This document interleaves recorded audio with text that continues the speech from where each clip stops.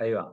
Bueno, bienvenidos oficialmente. Así queda grabado, ya que la mayoría de los y las estudiantes no frecuentan este encuentro sincrónico, pero sí después entiendo que lo ven. Lo primero y lo que dije en otras asignaturas también, tengan cuidado los que no están viniendo, porque no solo que no están viniendo, sino en su mayoría no están participando, y eso se ve, como docente miramos la cantidad de intervenciones que tienen en el aula, así que mucho cuidado, porque después llegan los parciales y algunos no los pueden hacer y vienen las situaciones complejas que ninguno quiere vivir, ni los docentes, ni la dirección, ni los estudiantes. Por otro lado, la clase pasada habíamos tenido una actividad que era, si quieren, la vamos a dejar para la mitad de clase, que haya más compañeros y compañeras, que tenía que ver con los tipos de formas de entender la realidad. Podía ser de forma primaria, sea uno, secundaria, vicario, revelado. Bueno, hay muchas formas de integrarse al conocimiento. Y también esas formas son muy importantes de conocerlas porque radica en que cuando uno observa la realidad, a veces la realidad no se comporta de la forma en la que uno considera, y entonces entra el famoso pensamiento escepticista, en la cual, bueno, yo lo veo así, el otro lo ve así, y en el mundo académico, cuando empieza a ver eso, hay un flujo de construcciones que no están buenas y que no llegan a un buen puerto, por lo menos desde el punto de vista epistemológico, así que así lo vamos a entender. La clase del día de hoy parece que va a estar buena, tiene que ver con los criterios de un tipo de investigación que no es el único, que no es solamente este, pero que nosotros tenemos que encauzar la generación de proyectos cuando son de investigación hacia un tipo. Cuando uno habla de un paradigma, en primer lugar, uno habla de una forma de construcción que tiene no solamente un anclaje teórico, sino también que tiene una forma de entender la realidad del perfil práctico. Quien genera este trabajo de la mención del paradigma es Thomas Kuhn en Estructura de la Revolución Científica, y él incluso, aunque uno lo vio post-mortem, pero incluso se arrepintió del término paradigma porque era contrario a la propia teoría que decía, lo que implica que un paradigma permanece durante un momento, pero también en ese momento en el que permanece el paradigma, también sus contrarios dialécticos batallan para que ese paradigma no suceda. Entonces, el decir paradigma sería también el paradigma confluye con el antiparadigma. Y para no entrar en eso, nosotros podemos mencionar cualquier tipo de palabra como momento, aunque desde el punto de vista de la sociología, de la historia y demás, por ahí en la mayoría de las literaturas aparece este término, aunque vuelvo y repito, para el propio autor y creador de este, no debe mencionarse de esa forma. La investigación, como todo, tiene una trascendencia muy importante con la influencia ideológica, como lo tiene la ciencia, claramente. Entonces, en base a eso, es los perfiles de ciencia que vos vas a tener. Yo les puedo dar dos perfiles, por ejemplo. Hoy en día, la República Argentina tiene un perfil de investigación que uno mayoritariamente lo observa en el CONICET, y digo mayoría, no todos, ni todas las investigaciones son así, pero que tiene que ver con la producción. Y seguramente ahora se va a agudizar eso, se va a ampliar esa visión y se va a tratar de trabajar todo sobre la producción. La producción, estamos hablando de generación de divisas, que la ciencia trabaja muchísimo con eso. O sea, por ejemplo, en Argentina con los mares, con los océanos, con la productividad de los peces, de los pescados. También tiene que ver con la parte, qué sé yo, de abogacía, de derechos internacionales, la parte de bioquímica, con la parte de los fármacos, la parte de medicina, con la generación de somatones o estudios. O sea, hay un montón de situaciones que nos están llevando para un perfil de investigación y técnica que se desarrolla con la productividad mayoritariamente económica, ¿no? La generación de divisas. Hay países que son pioneros en esto y que está buenísimo porque es una forma. Lo que no podemos perder de vista es que no es la única forma de hacer ciencia, porque si fuera por eso, la educación no genera divisas, salvo en un espacio muy corto. Imagínense que los pueblos más educados tienen escuelas públicas y soberanas con sus respectivas diferencias, lo puede ser, no sé, Estados Unidos, México, Argentina, Chile, con diferencias, pero tienen un producto de posibilidad para que todo el mundo acceda. Entonces, con eso, cuando uno dice la productividad, ¿cuál es? Bueno, la generación de seres humanos que se puedan acoplar a la realidad y que puedan ser felices y seres humanos que se repiensen. Cuando uno dice el fútbol o cuando uno dice el deporte, no es solamente el deporte para la mercadotecnia, o sea, cómo vender por el deporte. La investigación en el deporte tiene un montón de otras áreas que son buenísimas y nosotros la conocemos. El deporte social, la mayoría de los proyectos en Argentina, no de investigación, sino los proyectos sociales que se relacionan con el deporte, son para la tercera edad, para los niños y niñas, para los adolescentes, y no hay grandes proyectos para el alto rendimiento, que sería el lugar donde uno, bueno, podría obtener divisa. Entonces, este tipo de paradigma, entre comillas, no es propio de una investigación netamente productiva. Acá ustedes me podrán preguntar, bueno, profe, pero hay ejemplos internacionales de otras propuestas, los hay muchísimo. Pasa que hablar de ejemplos de otros países es clavarse una bandera con todo lo que implica, ¿no? La ideología de otros países que son contrarios a los nuestros. Yo no lo voy a hacer, no porque no me quieren molar, porque cada uno tiene sus representaciones y en el sistema universitario, si hay algo que tenemos que aprender es que todos tenemos que convivir, entendiéndonos los unos a los otros, pero lo que sí es importante saber, y ustedes lo van a estudiar ahora, que hay un hecho y un montón de seguidores que entendemos la ciencia desde otra propuesta.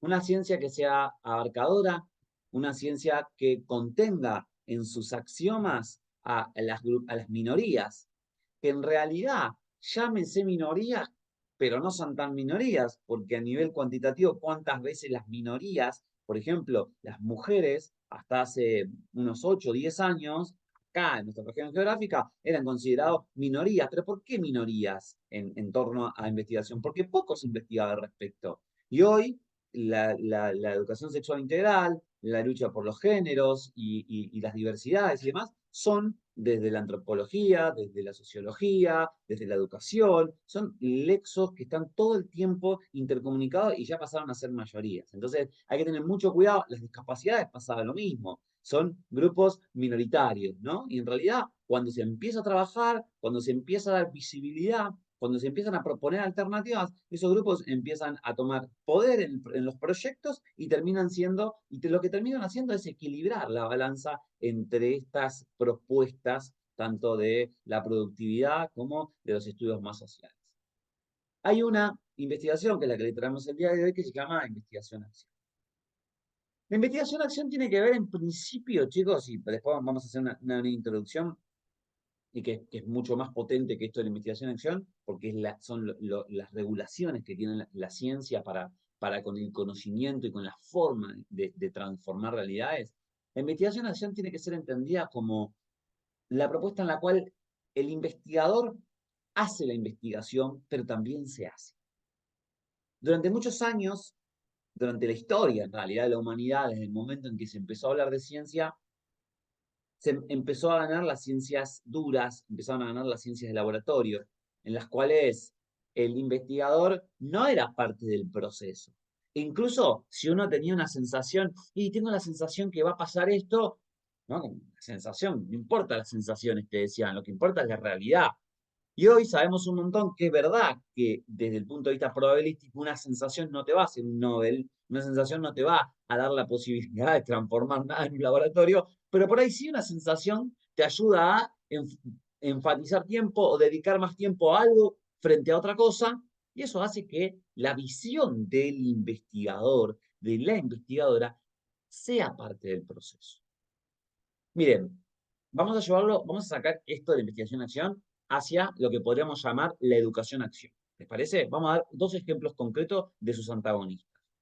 Uno puede ser un profesor de un vocablo llamado touch and go o picotero, ¿no? Que vas acá, vas a la escuela primaria, tenés 4 horas, vas, trabajás 4 horas, te volvés.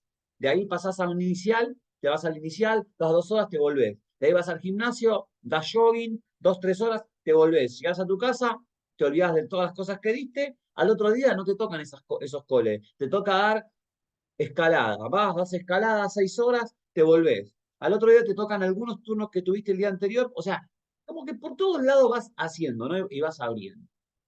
Cuando vos haces eso, obviamente no vas a tener tiempo para reconocer las particularidades específicas de cada uno de los lugares.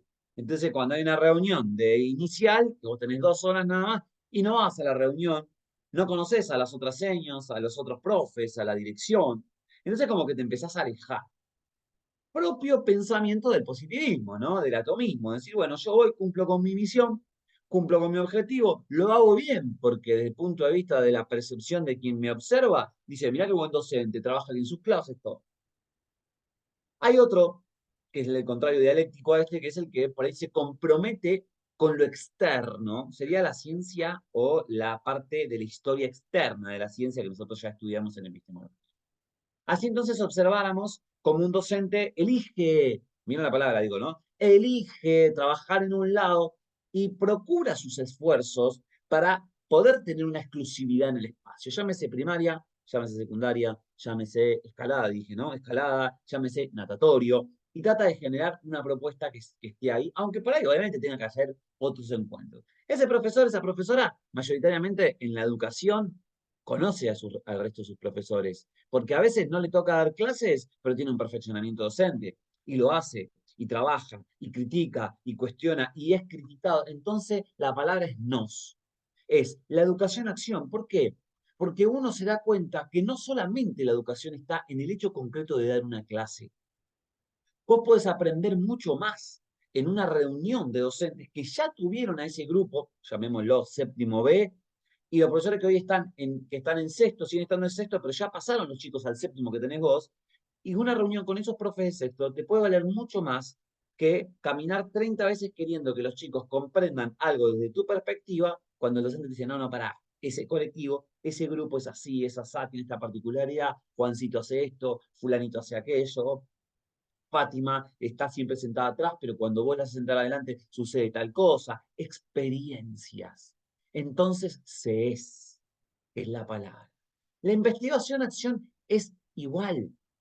Uno puede investigar la naturaleza compleja del espacio que quiera, llámese deporte, llámese entrenamiento deportivo, llámese educación inicial, llámese educación no formal, llámese trabajo con personas de la tercera edad en el tai chi, llámese algún arte marcial, lo que fuere dentro del mercado o el objeto de estudio de la educación física en cada una de sus posibilidades, lo puede hacer estando adentro y valorándose como propio y también estando afuera. Los dos te dan una visión muy importante para la ciencia. Los dos, o las dos formas, te dan una visión que uno puede aprovechar. Lo interesante es saber, estando adentro del proceso, la vinculación de lo que se llama hoy abarcar es mucho mayor. Entonces la pregunta acá está, ¿cómo puede hacer un sujeto para investigar estando, siendo parte del proceso, sin que ese estar modifique por sesudismo la cuestión? El término sesudismo viene cuando uno es teleobjetivo, cuando uno, bueno, yo lo vi con el criterio de mis propios ojos. Bueno, pero yo soy el que estoy acá y entonces tomo la decisión, o sea, tratando, que es lo que generalmente aparece de esta forma que se lo voy a citar, siendo lo más objetivo dentro de la subjetividad humana. Porque si no entra el proceso de lo que en ciencia se llama forzoseidad. La forzoseidad es cuando nosotros por estar tratamos de que surja, ¿no? Entonces por ahí estamos haciendo un proyecto educativo para la tercera edad y terminamos queriendo poner cosas que son criterios personales, pero que pareciera que en el estudio del contexto no lo requiere. En una tesis pasa lo mismo.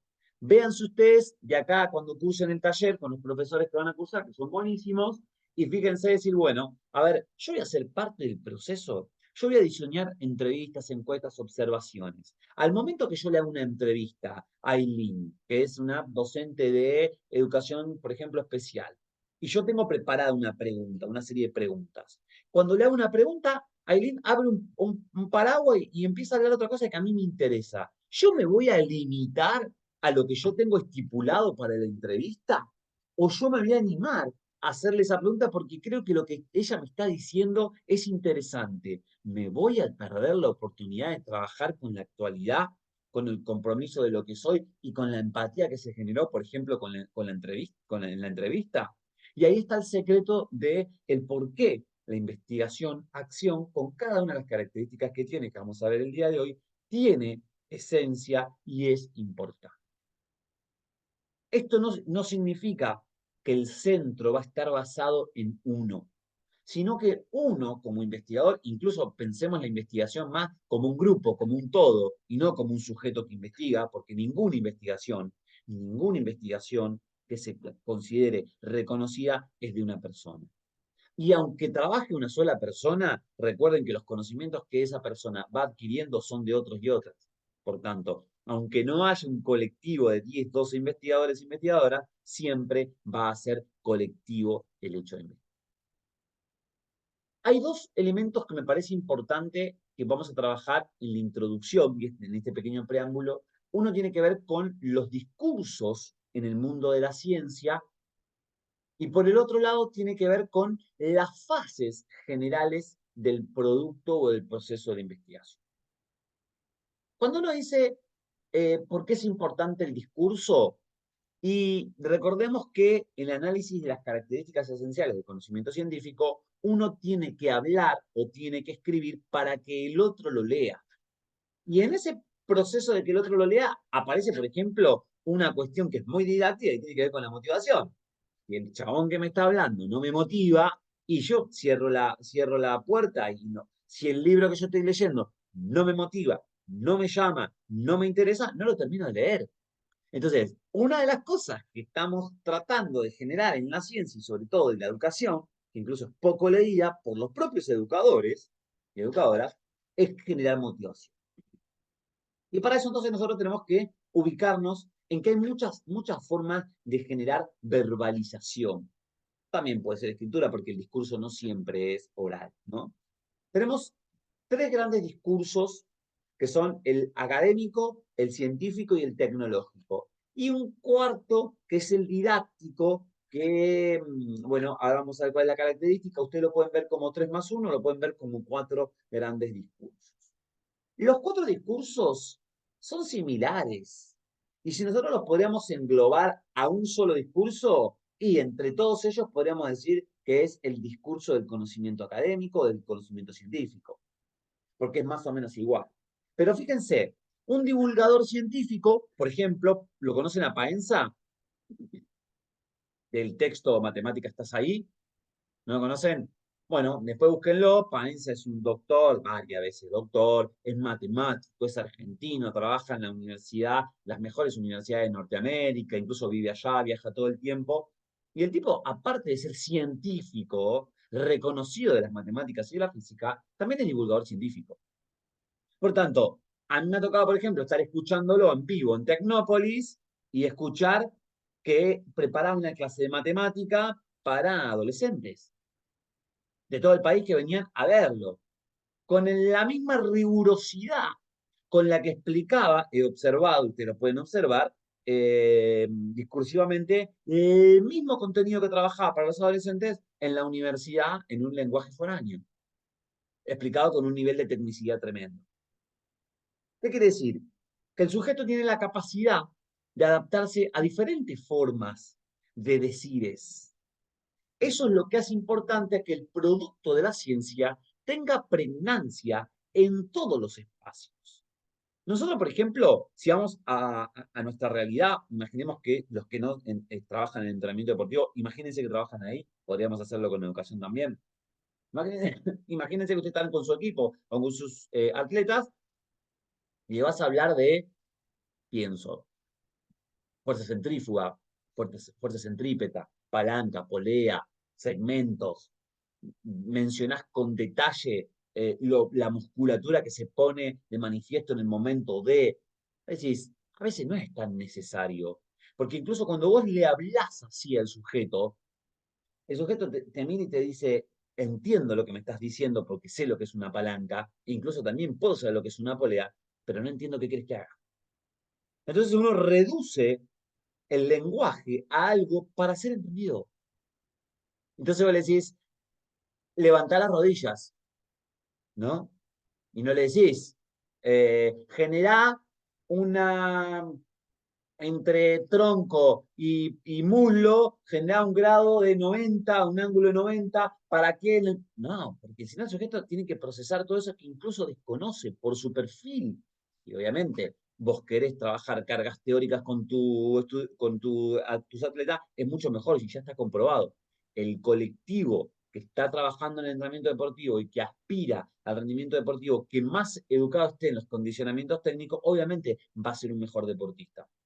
No cabe duda. Pero lo que no implica que a cada decisión o a cada forma de intervenir desde el discurso, vos vas a optar por el perfil del discurso técnico, para nosotros llamarlo más desde el tecnológico.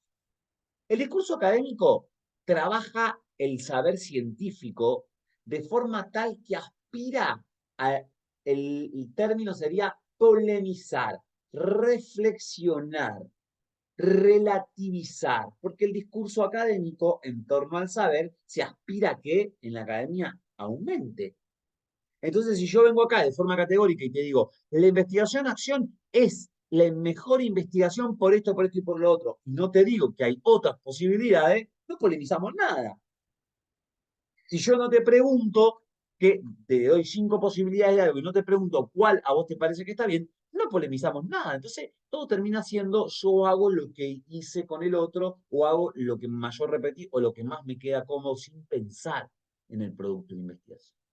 Y cuando el saber científico no se piensa, se recae muchas veces en el dogmatismo, que también es un paradigma propio del positivismo occidental actual que se observa en el. Cuando uno no tiene un discurso académico que aspire a polemizar, estamos hablando de otro momento. Por ejemplo, yo ya no vinculo un discurso científico en la universidad, en un aula, como estamos ahora nosotros. Porque el discurso científico trata sobre la producción del conocimiento. Y producir saber científico, estamos hablando de investigar. Y acá, por ejemplo, nosotros no estamos investigando. Estamos hablando de investigación, estamos reflexionando sobre la investigación. Va a haber un momento en el que ustedes van a investigar, que es en la tesis. Pero incluso ni siquiera van a investigar dentro de la asignatura. Van a investigar por fuera, con su director, con su directora, con el tema que a vos te hace feliz. Entonces producís saber científico. Y el discurso cambia. Entra, por ejemplo, algún que otro sector de lo que nosotros llamamos tecnicismos, importantes, ¿no?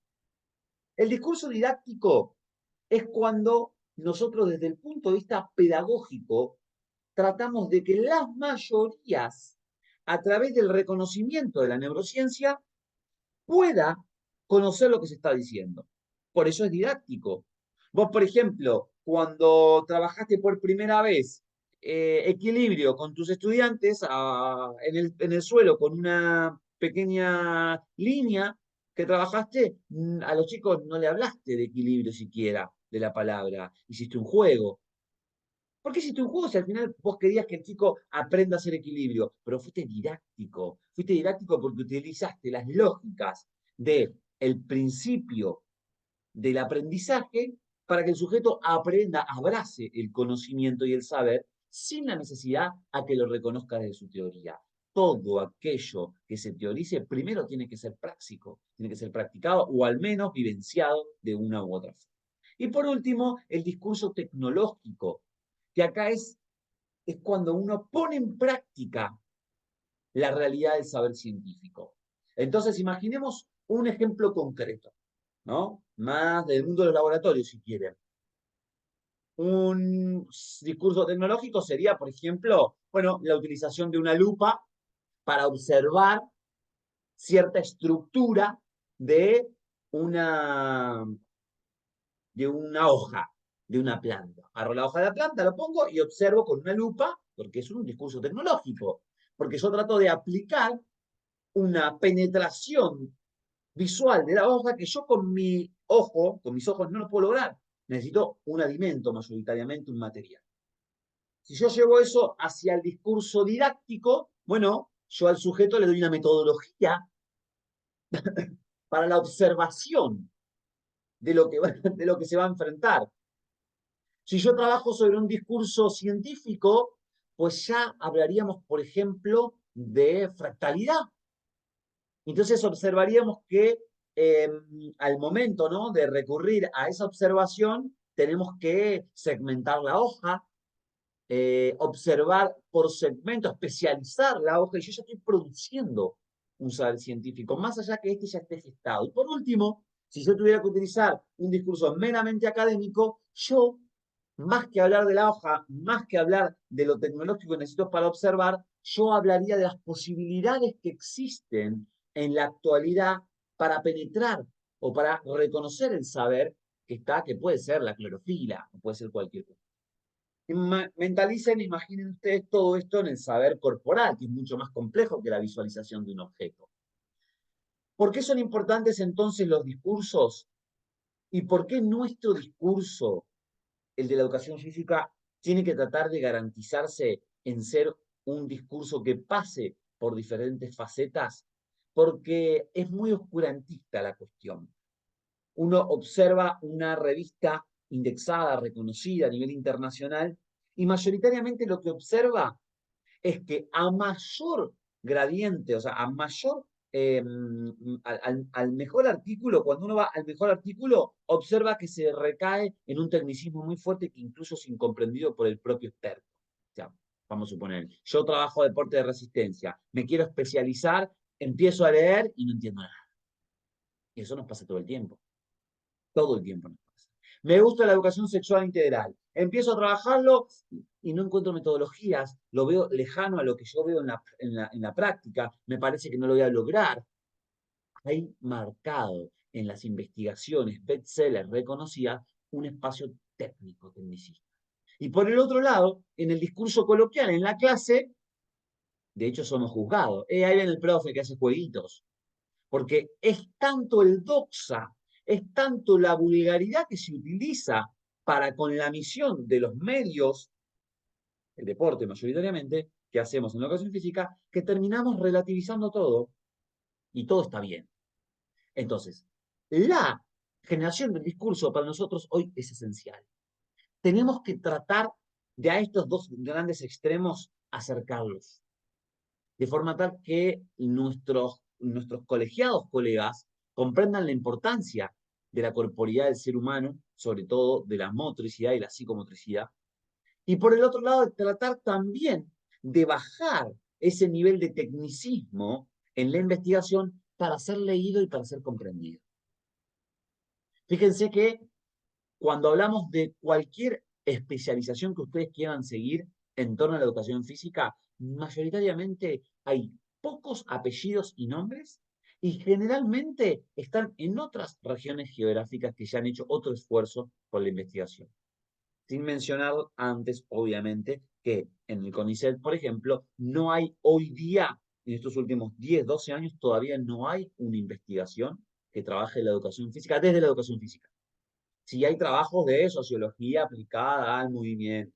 Sí hay trabajo de, por ejemplo, en la parte médica, en la parte de pediatría, la necesidad del movimiento, pero desde la educación física, desde el objeto que nosotros estudiamos, no hay. Y eso quiere decir que tenemos que hacer un esfuerzo por acercar ambos criterios, ambos discursos, y para eso entonces la posibilidad de estas cuatro visiones bien demarcadas. Una investigación científica requiere mayoritariamente de conocimiento científico.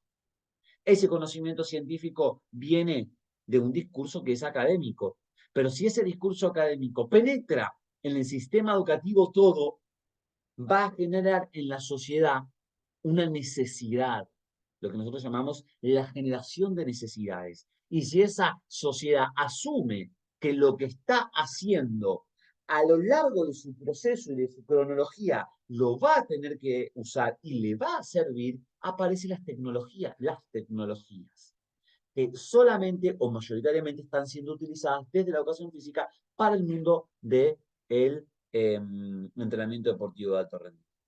Recién hoy, por ejemplo, estamos viendo tecnologías blandas de relojes, ¿no? Que uno se pone en la pulsera, te compras un simple reloj, o compras un celular y te bajas una actividad, una aplicación, perdón, que te dice, hoy caminaste tantos pasos, vas bien, ¿no? Te dice, o si no, que te manda una advertencia y te dice, camina más, ¿no? Es como que recién ahora está habiendo una relación entre la tecnología blanda, los software, los hardware, para con los human way, ¿no? Que es lo que nosotros en este momento estamos ejecutando como seres humanos. Así que me parece que este preámbulo es necesario incluso hasta para la forma de combatir un tribunal.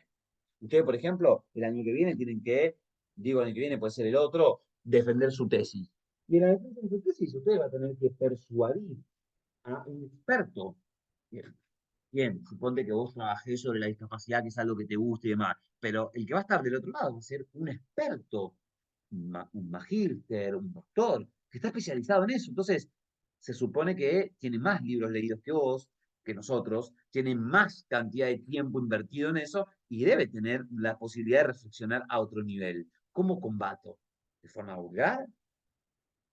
Con lo que sé, sea mucho, sea poco, sea medio, y con un lenguaje ordenado, con un discurso que sea progresivo, que sea respetuoso, ¿no? Entonces ahí te vas a ese tipo de discurso. Pero si vos terminaste la licenciatura, te graduaste, te felicitaron, te sacaste una nota, llegaste a la escuela y vos le querés comentar a los que están ahí, incluso a tu directora, a tus directores, a tus compañeros de educación física, qué es lo que vos hiciste y tendrás que ver qué tipo de discurso utilizarás para que esa persona pregne y también haga la carrera de licenciatura porque le estás mostrando el empoderamiento que te genera.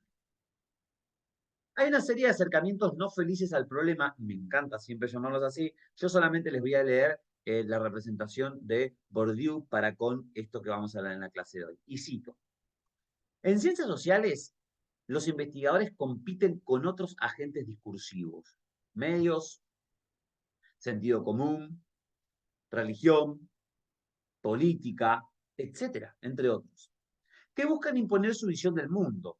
Por eso, las problemáticas son siempre políticas, abordadas con dimensión científica. Repito, por eso, lo que dice Bourdieu, las problemáticas son siempre políticas, abordadas con una dimensión científica. Además, sigue, cada estructura disciplinar de las ciencias sociales debe asimilar el peso de la historia en una configuración sincrónica que debe buscar regularidades. Y sigue y termina.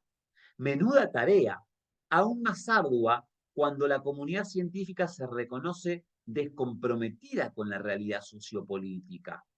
Otra no tan feliz coincidencia identificada en la investigación. Fin de la cita. Abordaje cual, ¿no? De Bourdieu, que seguramente ustedes lo han estudiado en otras asignaturas, que nos plantea la necesidad de investigar, la necesidad de observar lo que necesita la sociedad para investigar. Un ejemplo concreto de esto me pasó a mí una vuelta que un estudiante estaba en un taller de tesis, yo no había sido el docente, pero estaba ahí interviniendo y apoyando, siempre uno hace, forma de honor, con toda la energía para que los estudiantes salgan. Y el estudiante quería trabajar la enseñanza de los ciegos, sordos y mudos. Entonces, estaban trabajando la población y la muestra. En Capital Federal, que era la universidad, hay 17 en ese momento, había 17 ciegos, sordos y mudos. Entonces, el que que estaba ahí girando todo este propuesto del taller le decía que era muy poco, porque de ese 100%, ¿qué muestra iba a tomar? Y él le decía, bueno, yo voy a tomar a la mitad para la muestra, ¿no? Y que ya tenía ciertas posibilidades de llegar a esas personas. Y hubo un debate ahí poco dialéctico en el cual había oposición de ideas, ¿no? Es decir, por un lado el chico quería, tenía muchas intenciones, trabajaba este tipo de educación, imagínense, ¿no? Estamos hablando de un desafío muy fuerte, educar a una persona que no habla, que no oye y que no ve. Y la mayoría de la didáctica de la educación está basada en esas tres percepciones, ¿no? ¿De qué otra forma entonces trabajás? Bueno, tenés que trabajar desde una visión más somática, desde los sentimientos, desde el palpar, desde el sentir, desde otras formas, ¿no? Las vibraciones, bueno, este chico trabajaba.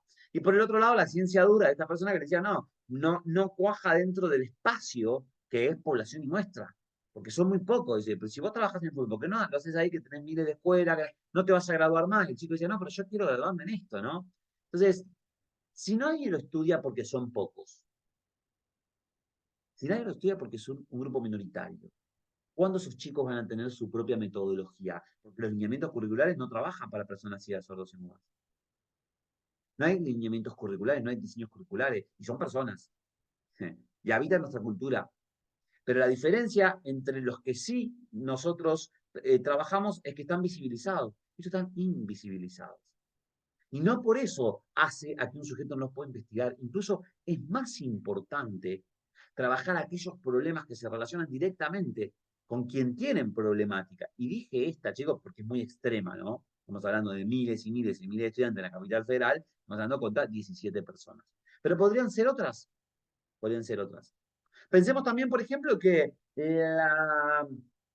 aparte de las políticas públicas que ha habido, por ejemplo, el fútbol femenino, la revolución, diría yo, del fútbol femenino que hay hoy en la actualidad en la República Argentina, estuvo dado porque un grupo de mujeres empezaron a trabajar en las tesis de licenciatura en educación física y la incorporación del fútbol femenino, y aunque no lo crean, es así, visto y hecho, lo vamos a trabajar en una de las últimas clases con un proyecto, hace unos 20 años.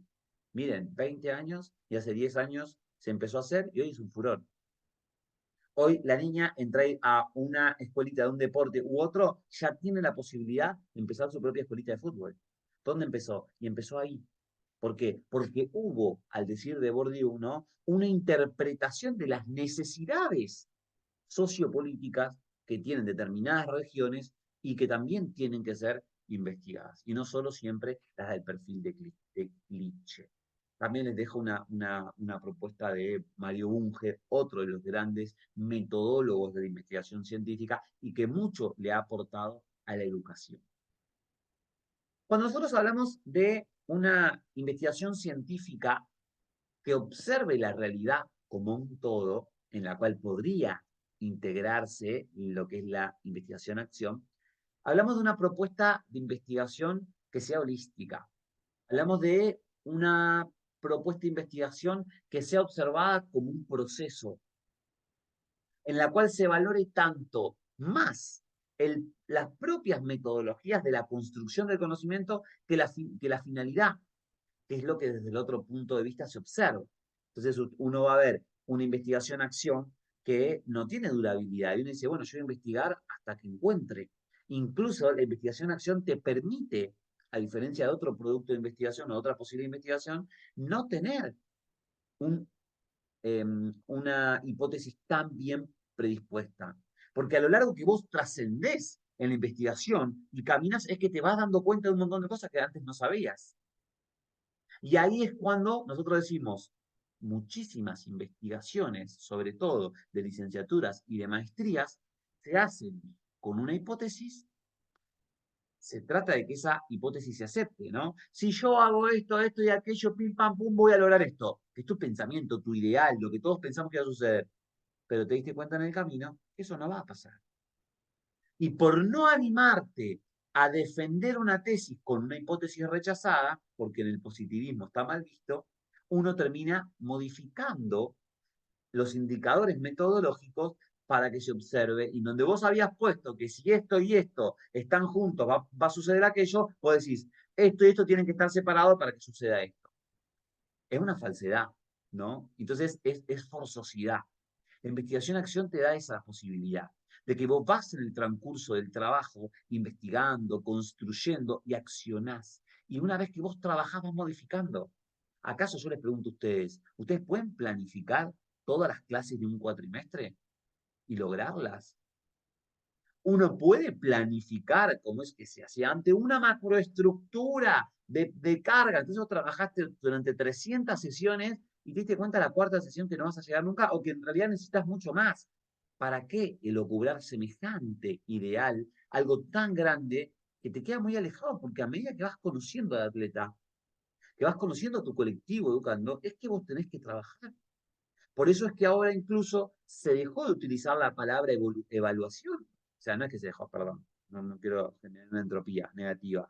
Se está empezando a trabajar la idea de control o incluso de monitorización en el entrenamiento, en la educación. Porque evaluar, y cada vez más la evaluación tiene que ser un espacio desestructurado.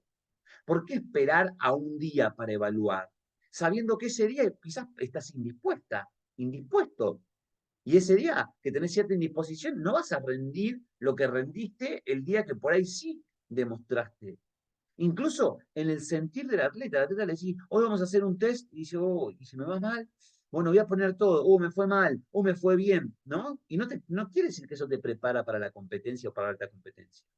Cuando nosotros le decimos a nuestros estudiantes, incluso por ejemplo, hoy tuve examen de atletismo y le decía a los chicos, chicos, lo vamos a hacer. No, profe, que no podemos, vamos a hacerla hoy, dale, así nos sacamos encima. Miren, el miércoles que viene feriado, 1 de mayo, ¿no? Pinque, pan. Oh, bueno, dale, dale. Si en disposición tuvimos que hacer un juego para que realmente vean lo importante de este proceso. Pero en el fondo, yo lo miraba uno por uno y ya sabía la nota que iba a haber. Porque uno ya palpa, ¿no? Les pasa a ustedes como profe. O sea, vos vas mirando y si por ahí no sabés con exactitud si va a ser un 9 va a ser un 10, pero sabés que no va a ser un 4, sabés que no va a ser un 2, que no va a aplazar. Incluso sin haber estudiado, vos sabés que está preparado. Porque el nivel de reflexión al que se aspira, y eso tiene que ver con la sabiduría del reconocimiento de la acción, que es más importante que el resultado.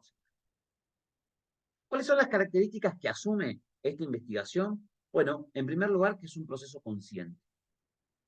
O sea, consciente estamos hablando de la conciencia humana que requiere que cualquier axioma, cualquier ley, cualquier principio, cualquier metodología que se preparó, tiene que ser continuamente repensado. Eso es a la conciencia humana. Preparar una investigación que asuma que vos, posterior a la escritura, tengas que desarrollarlo tal como lo hiciste, y es un problema. Es un problema. Cuando uno hace una observación, cuando ustedes estaban en el profesorado, están en el profesorado alguno, y les observaban la clase, ustedes salían y decían, hice todo esto mal, pero me puse nervioso por aquello y por aquello, ¿no? O sea, como que si te invade. Y hubo un proceso, yo pregunto, ¿hubo un proceso de reflexión en que después te llamaron y te dijeron, ¿qué te pasó acá? Para que sea la observación un producto de aprendizaje. Mayoritariamente no. Te observaron, te evaluaron, te dijeron, mirá, tenés que hacer esto, repetir la clase, oye, está todo bien porque observé todo de afuera. Y la reflexión en la investigación es un hecho importantísimo. Por eso la acción hoy tanto está en vilo. Otro elemento, el estudio del proceso de investigación tiene que iniciar desde una visión holística, desde un todo, para posteriormente aproximarse al final, tener sentido sobre él. O sea, vamos a hablarlo en educación. Si vos querés comprobar algo que se relaciona directamente con el clima del aula, vos tenés que estudiar el aula con todas sus posibilidades. Y no solamente, por ejemplo, bueno, dentro del clima del aula, eh, el discurso, dentro del clima del aula, el discurso del docente, dentro del discurso del docente, el discurso del docente frente a las actividades. Entonces, te vas a algo tan específico que te olvidás del todo. Y esto puede tener un paragón con la educación, con la medicina clásica o tradicional, en comparación con la medicina oriental. La medicina MNT, medicina natural y tradicional, yo siempre digo este ejemplo, ¿no? Vas a un médico para no enfermarte. Y vos a la medicina tradicional vas al médico cuando te enfermaste. ¿Y qué medicina queremos nosotros? ¿Preventiva, profiláctica? ¿O queremos una medicina que me resuelva el problema cuando lo tengo? Aunque ambas tienen que convivir, porque es la lógica, ¿no? Las medicinas. Pero interesante también sería, ¿no? La concientización del todo.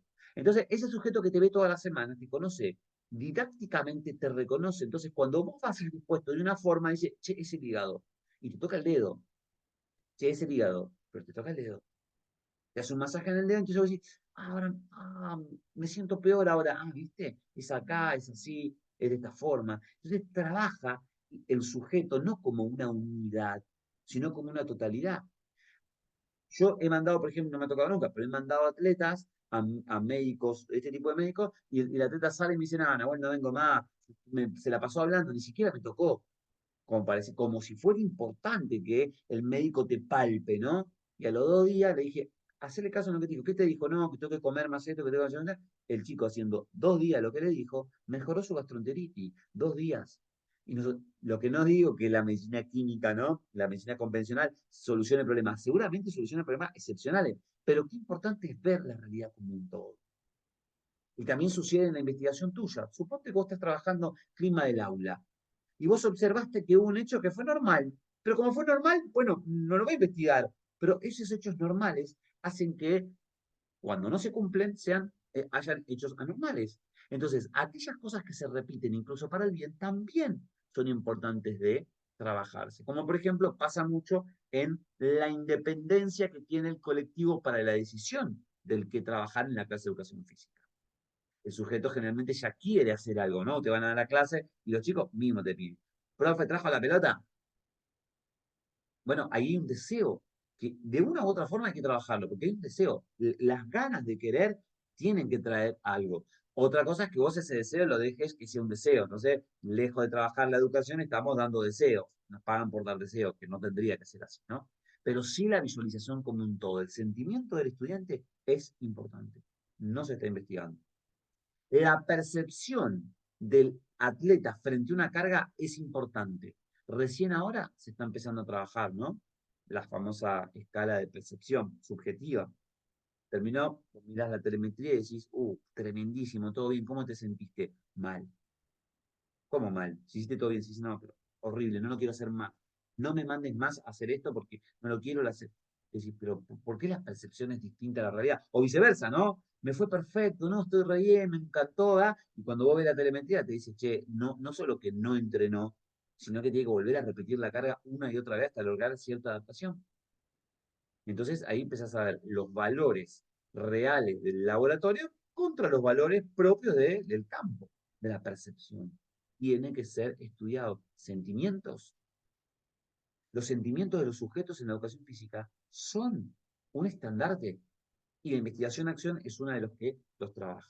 El análisis del proceso, o sea, el análisis de la estructura y no así de las funciones, se hace sobre la base de las relaciones de los elementos y no de los elementos mismos. ¿Qué quiere decir esto? Que cuando uno analiza, por ejemplo, qué es lo que sucedió en la entrevista al docente. Entonces, si bueno, el docente me dijo que pim, pam, pum, dijo esto, el docente es este tipo de docente. Y vos lo anclás en una filosofía o en una forma de ser, ¿no? Tradicional, deportivista, lo que fuere. Escuela abierta. Ahora, lo importante de este tipo de investigación es que vos modifiques a lo que hiciste en la entrevista, con lo que hiciste en la observación y con lo que hiciste en la encuesta y con lo que hiciste en la medición como un todo. Entonces vos lo observás de afuera y ya no ves lo que te dijo el docente, ves la realidad.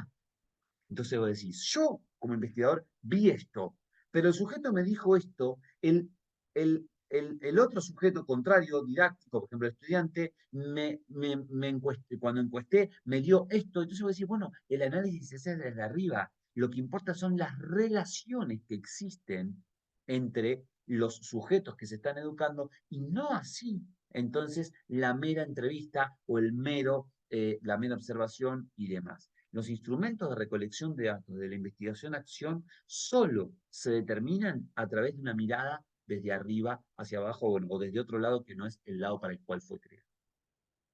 Y por último, según González Rae, que es un metodólogo muy importante, plantea que durante el proceso de la investigación, la naturaleza de las relaciones tienen que ser de característica dialéctico-materialista, con lo cual está diciendo que tiene que haber una proyección hacia los juicios apodícticos y no hacia los juicios meramente indicativos de nuestra capacidad humana, que pueden ser disímiles y muy importantes, y por otro lado te está diciendo de que hay que tratar de solucionar los problemas que están en la base de las posibilidades y no en aquellos que están por encima o por debajo, porque a veces también. Cuando hablamos de estructura, estamos hablando de, por ejemplo, la famosa metodología de investigación. Una estructura es la tesis, ¿no? La escritura de la tesis es una estructura, pero la tesis propia no es la estructura. La tesis es lo que vos solucionaste. En realidad, uno, cuando, por ejemplo, ahora yo les voy a hablar un poquito sobre qué es ser licenciado y licenciada, por lo menos desde el perfil académico, a ver si ustedes están de acuerdo con esto o están buscando otra cosa. Cuando uno dice, bueno, ¿qué investigaste vos? Pues no vas a agarrar la tesis, ¿no? Y decir, bueno, yo investigué esto, mira, no, esta es la escritura de tu tesis. Cuando uno agarra un libro que te interesa, matemática, estás ahí, de este autor de Paenza, ¿no? Uno agarras el libro y decís, esto es. No, es mucho más que el libro. Porque este libro se escribió en 2 años, pero el tipo estuvo investigando 50 años la pedagogía de las matemáticas. la didáctica para que el sujeto ame las matemáticas. Entonces, el libro no es el mero libro, es la trascendencia que tiene el libro. Entonces, cuidado. La estructura es la parte metodológica, o sea, es la parte que es anatómica, la estructura. Pero lo más importante del producto de la investigación es la función, es la totalidad del proceso. E incluso es más la solución del problema que el problema mismo. Hoy, por ejemplo, cuando se habla de estructura, se habla o hablamos nosotros, entendemos en el mundo académico, que es sobre la base de la generación del objeto que vas a trabajar. Estructura, objeto. ¿Por qué? Y porque si yo me trazo como objeto el entrenamiento deportivo de alto rendimiento en los gimnastas sub 15 años, y mi objeto no va a ser un futbolista. Y es casi igual, porque a ver, los pibes de 15 años que juegan fútbol, juegan fútbol. Y la diferencia con los de gimnasia es que están adentro de una sala y que no tienen pelota, pero tienen aparato. Pero tu objeto de estudio es tu objeto de estudio. Marca estructuralmente hasta dónde y desde dónde vas a investigar. Lo que sucede que dentro de la educación física no tanto, pero sí en el mundo general de la ciencia, es que a veces nosotros vamos más a las representaciones de la realidad y no a la realidad misma. Eso tiene que ver con que estudiamos el mundo como un modelo. Y los modelos no son ciertos. Los modelos, son representaciones arquetípicas de la realidad. Un modelo es algo que existe en un plano. Vos el control remoto lo usás siempre, te dejó de andar y lo desarmás y sé qué onda, cómo soluciona esto, si no entiendo nada de esto, ¿no? Y bueno, ahí sí te vas al plano. Y el plano te enseña qué es, qué tiene, qué no tiene. O incluso hasta te ayuda a decir, che, mira, a todos después de un año le pasa esto y vos le pasas alcohol y lo solucionaste. ¿Se entiende? Pero eso, ¿para qué usas el plano? El plano es algo, vos no utilizaste el mismo celular, o el mismo, perdón, control para solucionar, porque no pudiste con tu conocimiento. Ahora, lo que no significa es que nosotros tengamos que investigar todo como un modelo. ¿Está bien? Les doy un ejemplo. El modelo de los lineamientos curriculares en Argentina. Es un modelo. No es la realidad el diseño curricular. Porque yo agarro el diseño curricular de la provincia de Buenos Aires y mira, lo miro, lo leo, lo amo. Y voy después a la realidad, miro la clase. Pero esto no tiene nada que ver con esto. O sea, un señor, una señora, un chico, una chica, que viene con una bolsa de pelota, que las tira en el medio y que le dice a los chicos, chicos, agarren y vamos a jugar. Eso no tiene nada que ver con lo que dice acá. Entonces, ¿por qué no tiene nada que ver? Porque esto es un sistema. No es un sistema educativo. Es mucho más que el modelo. Pero el modelo es este. Por tanto, el modelo es la aspiración. A ver, chicos, no sé qué auto tienen ustedes. Pero si tenés un auto noventoso como tengo yo, salís afuera y lo mirás y decís, está viejito. Agarrás el modelo y cuando agarrás el modelo es un fenómeno el fierro. Porque vos ves, el motor es así, ¿verdad? Pero lo que te dice acá, por ejemplo, en cantidad de aceite que gasta por cada 100 kilómetros, no va a ser lo mismo que gastas vos. ¿Cada cuánto le tenés que hacer el cambio de y no, porque es del 90, tiene 30 años de vida. Entonces, ¿qué significa eso? Que el modelo no tiene que ser trabajado. El modelo tiene que ser interpretado como una realidad. Pero la lógica de la investigación tiene que ir hacia la visualización de los sistemas. Entonces, el modelo queda para la teoría, queda para la observación, para ver qué es lo que se pretende. Imagínense que los que generan modelos los generan porque tratan de que las funciones mejoren. Pensemos en fisiología humana, si les parece, como para dar otro ejemplo. Bueno, deportistas de resistencia de nado abierto, supongamos, ¿no? Aguas abiertas. Vos decís, para ver el rendimiento de mi deportista, y yo no voy y le hago una valoración de una ecografía de tejidos blando al corazón, veo el ventrículo izquierdo y veo la adaptación que tiene o el tamaño que tiene, y en base a eso digo, no, vos tenés un tamaño más chico, él tiene mejor resistencia, porque después, por ahí el que tiene menor adaptación anatómica, o sea, menor adaptación del modelo, el corazón supuestamente es menos eficiente, y el otro le gana. Pero ¿por qué el otro le gana en aguas abiertas? Y porque el otro por ahí tiene valores que se no tiene. Por ahí tiene mayor tolerancia al esfuerzo. Por ahí se la banca más. Por ahí tiene mayor motivación de triunfo. Cosas que no tienen que ver con el modelo de lo que uno quiere que sea su deportista. Lo que no implica eso, que si ese deportista que le gana tuviera mejores adaptaciones cardiofuncionales, sería mucho mejor. sin duda, ¿no? Porque estamos abarcando. Entonces, ¿es importante el modelo? Es importante conocer el corazón de nuestros atletas si trabajamos en la resistencia de aguas abiertas. Es re importante, pero no te va a hacer campeón. De la misma forma, vos podés tener una tesis perfecta, y esto lo digo yo, porque por ahí, o sea, uno dice, bueno, ¿cuál es el basamento? Por la experiencia, lo otro sí está basado en los autores que aparecen en la clase. Digo yo, vos podés tener la mejor estructura de tu tesis, pero por ahí no te lleva a ningún puerto. Sin embargo, y en contraposición, puedes encontrar alguien que diga, mirá, este objetivo no cuaja porque el verbo en infinitivo, pero mirá al principio, pero eso no es una entrevista, no pusiste los indicadores y llegaste a un buen puerto y solucionaste un problema. Entonces, ¿qué perfil de ciencia quieren ustedes? Decídanse, ¿es un perfil de algo que cuaje desde el soneto? ¿Es una poesía? ¿Que la dialéctica sea perfecta? Y bueno, pasa ahí más a la cuestión modélica, que es lo que la ciencia mucho, obviamente va, incluso la persona que está del otro lado trata de ir por eso, no te agarra por ahí, y no, pero mirá, vos en el título planteás esto y en el objetivo planteás esto, y decís, sí, está bien, me equivoqué, pero mirá, yo resolví este problema. Yo tenía chicos autistas que no se incorporaban a las clases de educación física y hoy con mis ejercicios, con mis trabajos, con mis dialécticas, los chicos están trabajando, son felices, se ríen, socializan. Entonces, ¿qué ciencia queremos, chicos? Que ambas cosas, corazón y emociones, estén juntas. Que ambas cosas, título y objetivo, más la realidad, estén juntas, claramente, eso es lo que buscamos, ¿no? Porque no son antagonismos, sino que son estructura y funciones, que son las partes que tiene o las fases que tiene en realidad la investigación. Cuando uno tiene su objeto de investigación, pudo construir una representación sobre esa estructura y la posibilidad proyectiva hacia adelante, entonces aparece la teoría, que la teoría en realidad es la práctica, porque la teoría es la posibilidad de resolución. Mi objeto de estudio trabaja, por ejemplo, sobre nadadores en aguas abiertas, pero trabaja la resistencia básica, la resistencia específica. Mi teoría, mi teoría que yo voy a agarrar y que voy a consumir, ¿va a ser solo la que esté basada en aguas abiertas? Porque mi objeto lo dice. Es una pregunta. Yo voy a trabajar una tesis sobre aguas abiertas.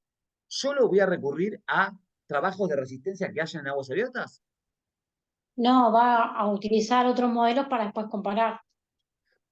Por ejemplo, yo utilizo a ultramaratonistas, a ciclistas de gran fondo. Claro, vos lees un paper y decís, che, pero esto trabaja ciclistas, no nadadores. Es re distinto, uno está en dos medios distintos, ¿no? Pero es que el corazón adentro es el mismo.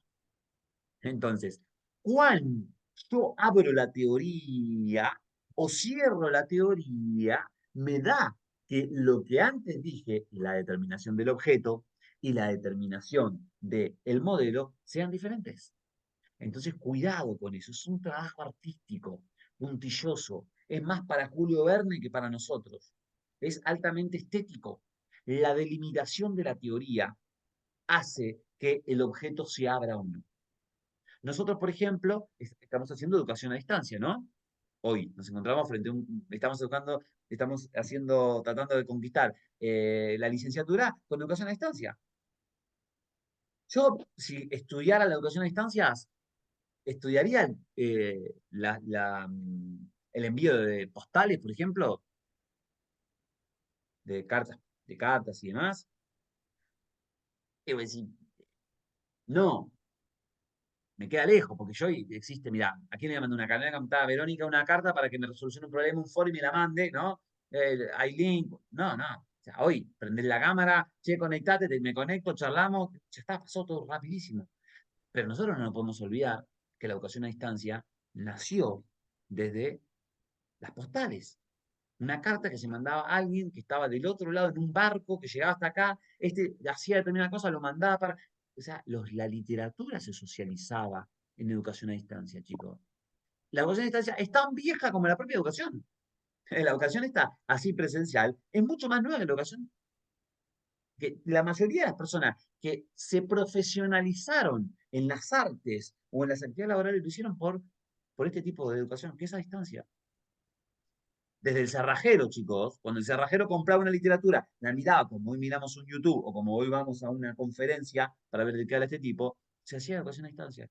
Entonces, ¿cuánto abro yo eso? Pero porque la carta es de los 1600, yo me voy a abrir el objeto hasta el 1600 y no, totalmente, ¿no? Entonces, esto es un juego al que para obtener resultados se requiere de una alta capacitación y una alta posibilidad creativa. No hay nadie, sacándolo usted, que pueda lograr el hecho que usted desea en base a su proyección, en base a su idea. Por eso es que el autor de la tesis, el autor del proyecto, es quien manda la cuestión. Y no así la propia estructura, que fue lo que otros hicieron con. Si fuera así, no hubiera habido premios Nobel. Precisamente cuando uno hace Nobel, o cuando bajemos un poco la guardia, cuando uno hace un honoris causa, que le H. vos sos doctor honoris causa, se lo está dando porque esa persona vio algo que todos no vieron. Entonces, la intuición y la capacidad de ver del tesista tenemos que entenderla y acompañarla. ¿Cuáles son los elementos que tenemos que saber para empezar a navegar sobre la investigación-acción y sobre el producto de los proyectos que ustedes van a hacer a final de trabajo conmigo? Bueno, en primer lugar, en el centro de todo, lo más chiquitito de todo, es el objetivo que vos tengas, ¿no? O sea, vos no empezás la investigación científica porque no, mirá, yo trabajo en natación, vos podés trabajar en natación, está todo bien, pero si vos no tenés un objetivo, no viste un problema, ¿para qué vas a trabajar en natación? Por ahí trabajás menos en inicial que trabajar en los dos lados y ahí sí encontraste problema, encontraste una realidad que la compase. Cuando uno construye su objetivo, atraviesa toda la gama de los elementos seminales. El objetivo es una flecha con doble saeta que todo el tiempo se embebe. Repito, el objetivo es una flecha con doble saeta, ¿no? Con doble saeta, que todo el tiempo se está embebiendo de la realidad. Y como el objetivo es, valga la redundancia, tiene una mirada hacia adelante, ¿no? Un objetivo puede ser de tu vida ahí durante estos 2 años hasta el 2026, mi principal objetivo es ser licenciado o licenciada. Bueno, es tu objetivo. Por tanto, todo lo que vos haces, lo haces con ese pensamiento acá, ¿no? Lo tenés acá. Voy a hacer esto, voy a hacer esto. Ese es tu objetivo de vida, pero también puede ser el objetivo de investigación. El objetivo, ¿qué roza? ¿Por dónde atraviesa esa flecha, no? ¡Bum! Que tirás. Atraviesa en primer lugar la realidad. ¿Por qué? Porque es donde vos encontraste un problema. Y si no encontraste un problema es porque haces trabajos de corte exploratorio que buscan problemas, por tanto la realidad también es. Pero no solo es porque vos encontraste un problema, sino que atraviesa la realidad porque esa flecha va a tratar de románticamente solucionar la realidad. Eso es lo más lejano. Lo más cercano es el objeto de estudio, porque el objetivo tiene que ver con el objeto de estudio. ¿Qué es un objeto de estudio? Bueno, en la educación física no puede haber un objeto de estudio que no sea el proceso de aprendizaje. Cualquier mirada puedes tener. Puedes tener mirada, llevémoslo al deporte, llevémoslo al entrenamiento deportivo de alto rendimiento. Puedes tener una mirada de trabajo con las masas. Puedes tener una mirada con el deporte para la tercera edad, los deportes tradicionales, los deportes alternativos, las destrezas, las danzas, todo lo que se relaciona con todo este mundo de la educación física tiene que ver con que el objeto de estudio es el proceso de aprendizaje. No hay otra. Llámese proceso de aprendizaje como adaptación a una carga, como llámese como proceso de aprendizaje la evaluación en la educación física. Todos tienen que ver con el aprendizaje. El proceso de aprendizaje es nuestro objeto de estudio. En él, obviamente, vos tenés que achicar, porque el proceso de aprendizaje es muchas cosas, ¿no? Es cómo pasa un sujeto de no conocer a conocer, o cómo pasa un sujeto de no adaptar una carga a adaptarla, o cómo pasa un sujeto de competir de determinada manera para competir de otra manera, ¿sí? Entonces, puede ser de muchos lados, pero ya partimos de algo que es propio y no es de otro. Incluso en la educación física, ese proceso de aprendizaje tiene que ver con la corporeidad del sujeto. O sea que es el proceso en la que una corporeidad o corporeidades aprenden, incorporan saberes, sentimientos, percepciones y demás. Y entre medio de ese objeto, que es muy grande, ¿no? Es muy grande, aparece el campo de acción. Yo les voy a explicar el campo de acción con algo muy simple. Cuando nosotros queremos saber qué es un campo de acción, es el lugar en el que el sujeto, nosotros, investigadores, investigadoras, va a solucionar el problema. Pensemos que nosotros 5 no nos conocemos, los que estamos acá, ¿no? Creo que hay más en la clase, pero nosotros 5 no nos conocemos. Cada uno de nosotros está en un país diferente, ¿sí? Cada uno tiene una experticia similar. Somos todos investigadoras del entrenamiento deportivo de alto rendimiento de los deportes colectivos. Perfecto. Todos de nosotros observamos un problema que es el mismo problema. No le vamos a poner nombre. Todos nosotros 5 observamos el mismo problema. Todos empezamos a investigar. Aileen va a decir, che, yo voy por allá. Y por ahí, qué sé yo.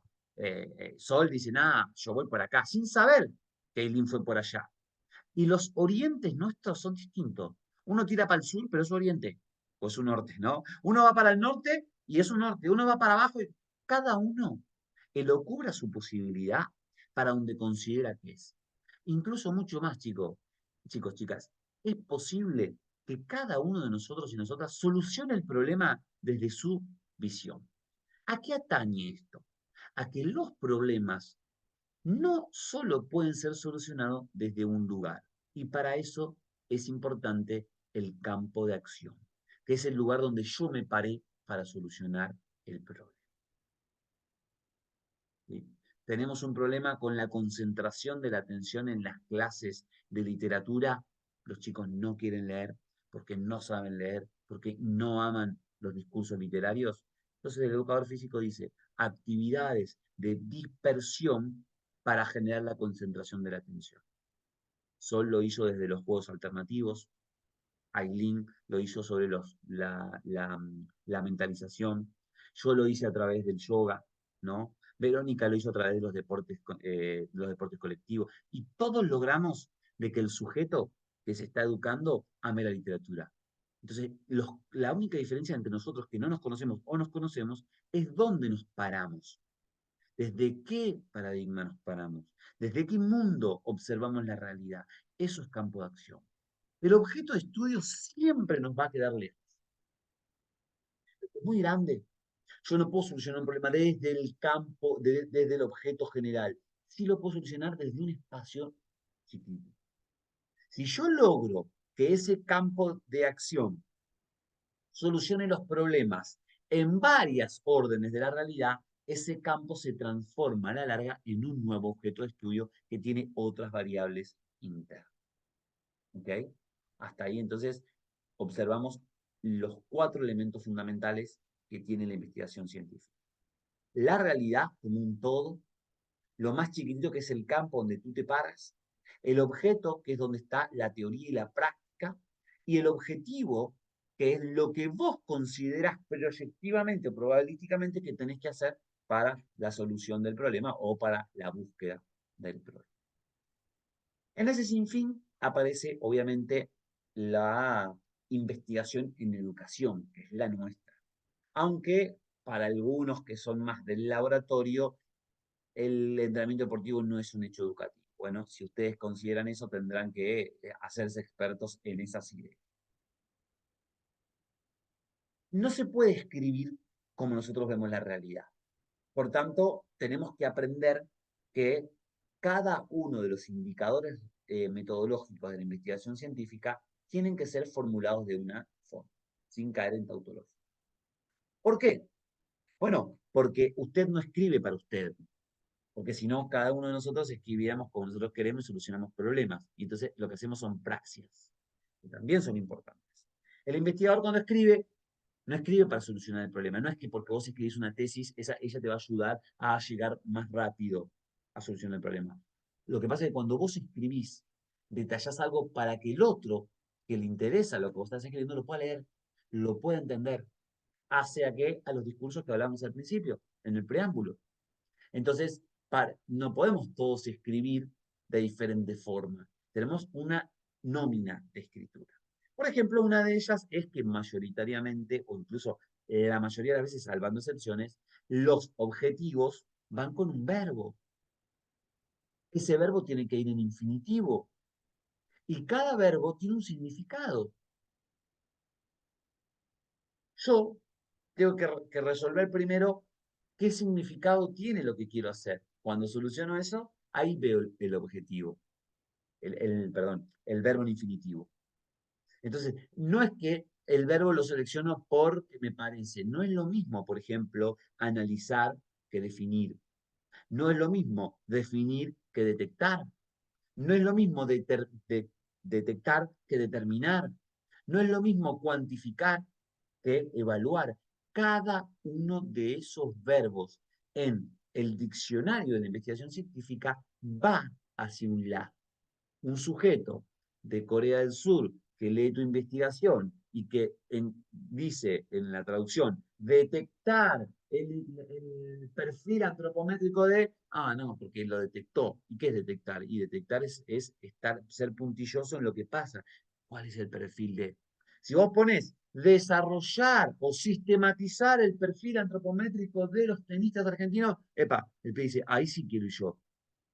¿Por qué? Porque él quiere ver cómo vos construiste tu trabajo. Entonces pensemos, chicos, que una simple palabra es un verbo en infinitivo que para nosotros en nuestro lenguaje no académico, o sea, nuestro lenguaje vulgar, es casi sinónimo, ¿no?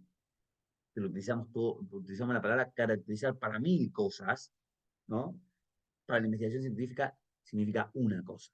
Y si vos lo cambiás de objetos de estudio y de ciencias ideales y de disciplinas, incluso es mucho más complejo. La recomendación es que utilicen 3 concreciones para la generación del objetivo, que es una de las actividades que tenemos para esta clase. Primero, la acción, que es el verbo. Segundo, que la reflexión sea el qué. Y después el para qué en la escritura. Por ejemplo, yo les doy un ejemplo acá de una de las tesis que estuve estudiando hace un montón de años cuando creé esta presentación. Elaborar un sistema complejo. Bueno, el verbo ¿cuál es? Elaborar. ¿Qué hace a la palabra elaborar? Y elaborar es una concreción. Elaborar es crear algo, elaborar o no. Pero no es diseñar. Porque cuando yo digo diseñar, digo que lo importante es el diseño. No, hay personas que se dedican a diseñar mapas, pero no se dedican a hacer casas. El diseño hace al hecho de la concreción de pintar, dibujar, escribir. Ya la que yo estoy planteando, que es elaborar, es la construcción de ese todo de forma ideal. Elaborar es un verbo en infinitivo. Elaborar es un verbo, es una acción. ¿Qué elaboró? Dice, ¿no? La segunda concreción. Bueno, un sistema complejo de entrenamiento. Perfecto. Pero no puede quedar ahí. Es el verbo y el qué. Ahora, la pregunta, que es lo más importante, es ¿para qué vos querés utilizar ese verbo con ese qué? Bueno, yo voy a elaborar un sistema complejo de entrenamiento para el incremento del rendimiento de deportistas de fútbol sub-15. Hasta acá es lo elemental. Un cuarto paso sería si vos querés poner la zona geográfica en el objetivo que vos vas a trabajar. Si aspirás a la generalización, no hace falta. O sea, si vos pensás que vas a trabajar en algo que es un conocimiento universal y que nadie lo ha podido solucionar, directamente, bueno, ponés la región. A mí me gusta mucho leer los textos donde yo sé dónde se hizo. Porque por ahí yo digo, bueno, mira, este investigador es de Colombia, investigadora o equipo de investigación. Pero no es lo mismo. Vos lo que estás leyendo no sabés en qué parte de Colombia fue. No es lo mismo el llano que el Caribe colombiano. No es lo mismo el que estudia en la gran urbe, en Buenos Aires, en Santa Fe, o en Rosario, o en Córdoba, que el que estudia por ahí de otro perfil, el que está en la Antártida. En la Antártida investigando. ¿Se entiende? Y hay un montón de investigación en la Antártida. Las lógicas de saber dónde se construyó. Vos me podés decir, sí, pero las escuelas argentinas son todas iguales. Sí, pero no son iguales. Puede ser que la penetración visual sea igual, pero adentro de esas escuelas pasan un montón de cosas que en diferentes lugares no pasan. En los lugares muy fríos de la República Argentina no hay pobres, no hay pobreza, hay necesidades. Y eso hace a que la interpretación de quien esté gestando ese producto de la educación sea distinto al de las grandes urbes, donde estamos minados de pobreza, cuando a veces pensábamos que fuera al revés, de situaciones de extrema complejidad con las perspectivas negativas de la sociedad. Inadicción, drogadicción, alcoholismo. Bueno, es importante que nosotros cuando queramos solucionar un problema de nuestra área laboral, digamos en el transcurso del trabajo dónde estamos trabajando. Si aspiramos a la generalización, lo vamos a mencionar en nuestro objeto, pero no hace falta que esté en el título y en el objetivo. Entonces, en la clase del día de hoy, en la sincrónica, les va a parecer de que realicen un objetivo y que en ese objetivo, obviamente, tratan de hacer las 3 concreciones y que después de eso hagan una búsqueda de eso que ustedes crearon para ver si hay otras, en cualquier parte del mundo, incluso lo pueden utilizar los traductores de Google en todos los idiomas que crean, y tratar de ver si hay otros que ya investigaron lo que usted intenta solucionar. Hecho importantísimo. Tenemos un abordaje terrenal y veamos hasta dónde yo puedo llegar. No es una limitante lo que les voy a comentar ahora. No es una limitante. Pero sí tiene que ser un pensamiento de reflexión de dónde estoy parado. Hoy estoy haciendo una licenciatura, porque ayer hice un profesorado, ¿no? Cuando usted terminó su profesorado, se lo graduó y se le dio el título y tiene una concreción. O sea, tiene una posibilidad de acción el profesorado.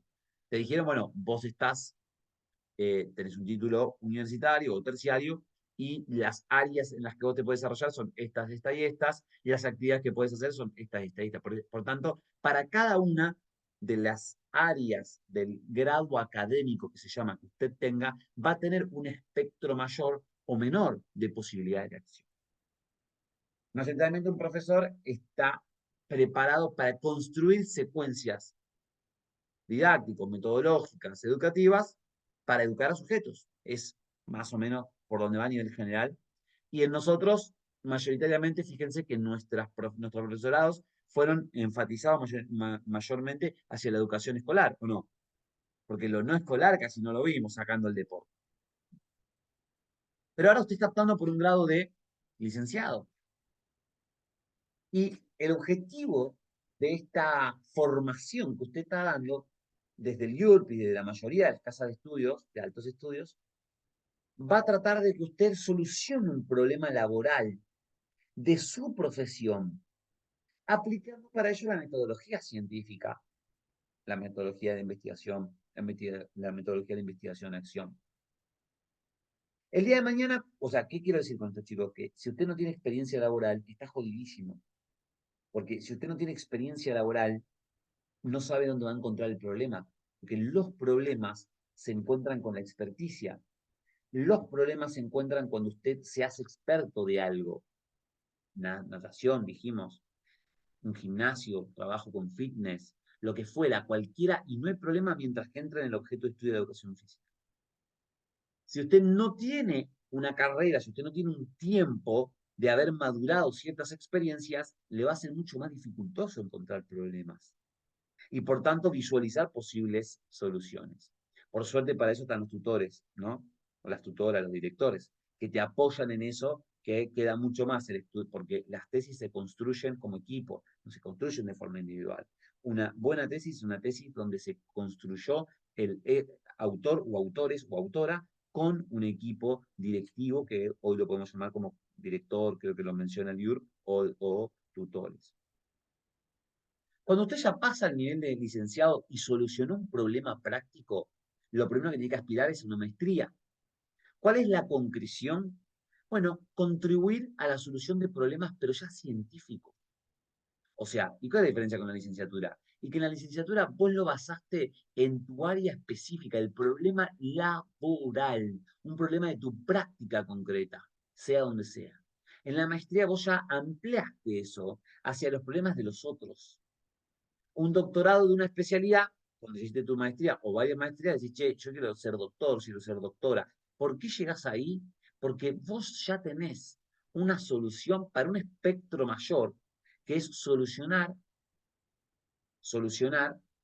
el problema científico directamente.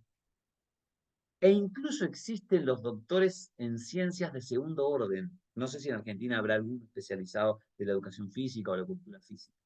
que tienen que ver con no solo vincularte, solucionar el problema, sino también generalizar ese problema y para lo tanto, proponer una nueva teoría del mundo. Que no es fácil, ¿no? Estamos hablando de algo de un espectro mucho mayor. Esto es importante, porque cuando ustedes hagan su proyecto, de tesis, su escritura, siempre uno tiende a qué. ¿Qué tiende uno en la cabeza de uno? A irse, no, yo quiero solucionar, y ¿no? Y te para acá, y el tiempo te hace que no te gradúes nunca. Yo le decía a la clase, no, en otra asignatura yo le decía a los chicos que en la educación argentina universitaria de grado es muy buena, tiene muy buenos profesionales, muy reconocida a nivel internacional, pero tiene muy pocos graduados en tanto a la cantidad de personas que ingresan.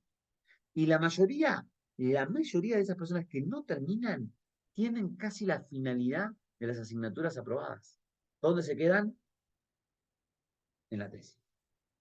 Y ahí están, y son los famosos, y yo hice la licenciatura, pero no terminé la tesis, me quedó una sola asignatura. No es una asignatura, es una mega asignatura, o sea, es tu conocimiento puesto. Porque si vos no sos capaz de solucionar los problemas desde la ciencia, pues ¿para qué estudiaste una licenciatura? La licenciatura es para eso, te da las herramientas para eso. En otras asignaturas uno demuestra conocimiento, llámese tecnología, antropología, didáctica de un deporte, vos demostrás de que sabés sobre eso y como que sepas sobre eso, ya está. Ahora no solo que tenés que saber, sino que tenés que solucionar con ese saber un problema y demostrar que fuiste por un camino, como quieras, pero que fuiste por un camino y llegaste al puerto deseado. De la complejidad que tiene a lo largo del espacio. Bien, ¿alguna pregunta hasta acá? ¿Algo para comentar sobre estas últimas reflexiones, sobre esto que venimos hablando?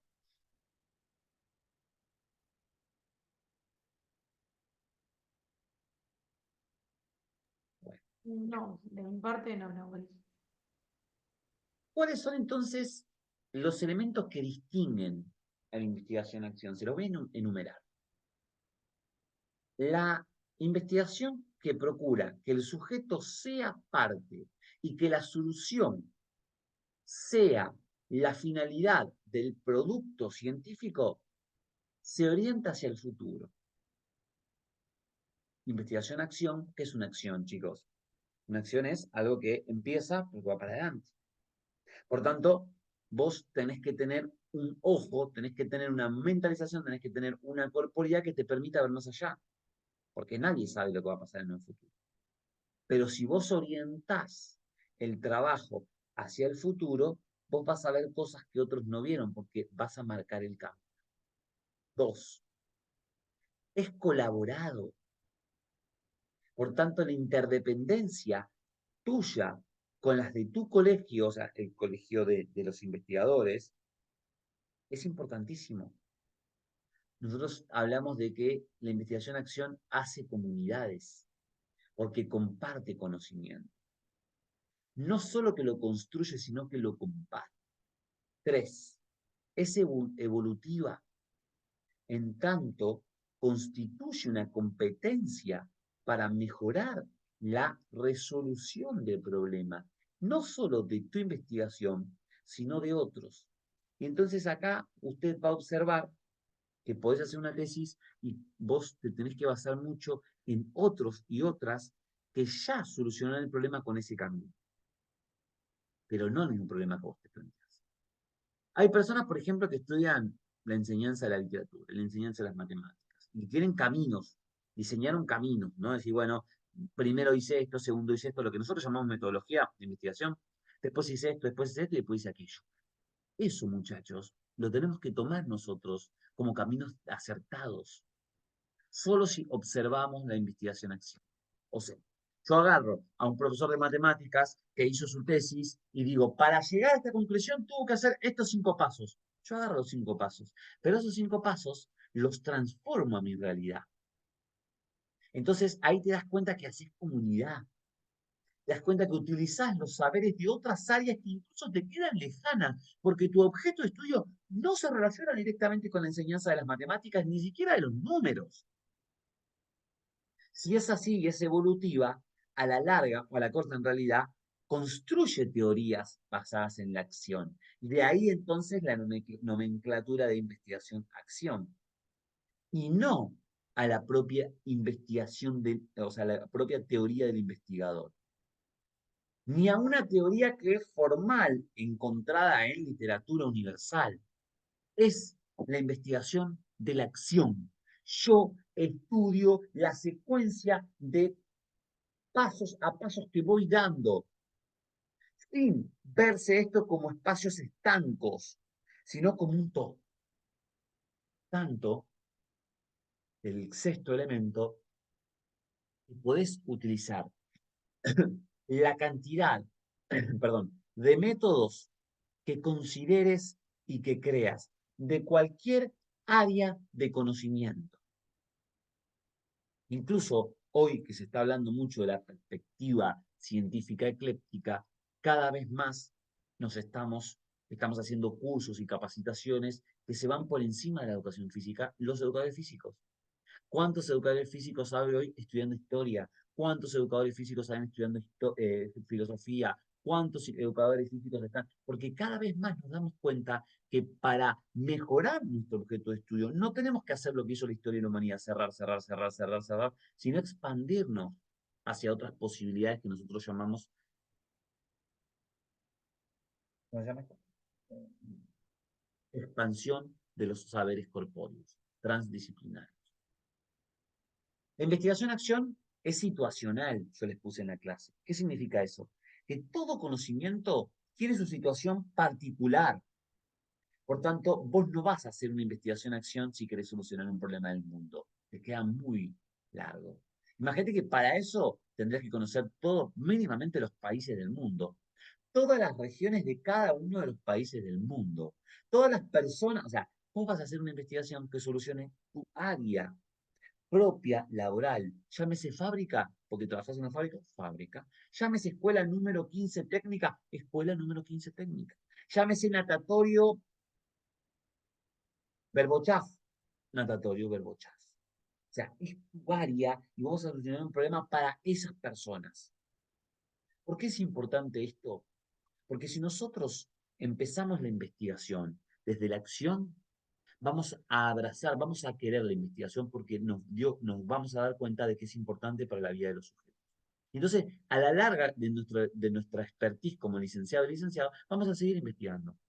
Si nosotros observamos un simple trabajo, y no digo simple porque sea menos importante, sino porque es más fácil, un simple trabajo monográfico en una licenciatura, y vos vas a decir, y la verdad que fue muy bueno leyendo, ¿no? Y la verdad que saqué una conclusión muy buena, que 5 autores trabajan esto y 5 autores trabajan aquello. Pero eso no hace que vos el día de mañana te distingas frente a tu grado anterior, que es el de profesor.